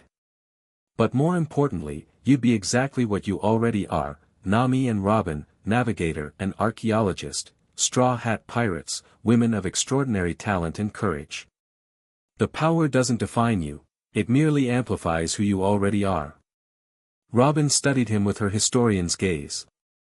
And what would you be to us? The question hung in the night air, laden with unspoken possibilities. Naruto looked between them, his ancient eyes reflecting moonlight and something more vulnerable. Whatever you wish me to be, he answered finally. Teacher, certainly. Ally, without question. Friend, I would hope. He paused, choosing his next words carefully. Beyond that. I've lived 1,000 years largely alone. I've watched civilizations rise and fall, seen countless lives flash by like fireflies. For beings like me, connection is both precious and dangerous. Because we'll age and die while you continue, Nami deduced. That was my fear, yes, Naruto acknowledged. But something has changed since the power transfer, since the convergence. I'm becoming more human again. The God Killer's wound confirmed it, I can be permanently affected now. I can change. I can feel, without the buffer immortality provides. And how does that feel? Robin asked softly. Naruto's smile contained a millennium of solitude and the wonder of its ending. Terrifying. Exhilarating. Like waking from a very long dream to find the real world more vivid than you remembered. Another silence fell, but it wasn't awkward, rather, it was charged with mutual understanding and unspoken connection. The three stood together, linked by power and experience and something more fundamental, the recognition of kindred spirits despite vastly different origins. I'm in, Nami said suddenly, decisively. This storm sage power feels right, like something I was meant to find. If using it helps create the free world Luffy's fighting for, I want to be part of that. As am I, Robin added. The historical knowledge I've glimpsed must be preserved and shared at the right time. If that's part of Joy Boy's promise, then it aligns perfectly with my own quest. Naruto looked between them, genuine emotion crossing his features. Thank you. Both of you. For trusting me, for accepting this burden, for reminding me what it means to be part of something greater than myself. The moment might have turned sentimental had Nami not suddenly straightened, her weather sense alerting her to a change. Storm coming, she announced. A big one, from the east. Natural? Robin asked, immediately alert. Nami closed her eyes, feeling the patterns. Yes, but unusual. The energy signature is familiar somehow. Naruto nodded knowingly. Tsunade. She's sending us a message. Through a storm? Nami asked incredulously. Storm sages have ways of embedding information in weather patterns, he explained. It's an ancient communication method, more secure than Den Mushi. Nami concentrated, using her new abilities to read the approaching storm. She's warning us. Something about Mariehua. Activity in the Holy Land. The 5 elders must be moving pieces into position, Naruto frowned. Typhoon's report would have reached them by now. They're preparing for us, Robin concluded. For all of us, Naruto corrected. The Straw Hats, the revolutionaries, anyone challenging the established order. The final confrontation approaches faster than I expected. Nami spun her climatact, a determined glint in her eye. Then we'd better get ready too. Where do we start? Robin asked. Naruto gazed eastward, toward the approaching storm and whatever lay beyond. There's an island where Joy Boy hid his most important discovery, not One Piece itself, but the key to understanding it when found. We need to reach it before the world government realizes its significance.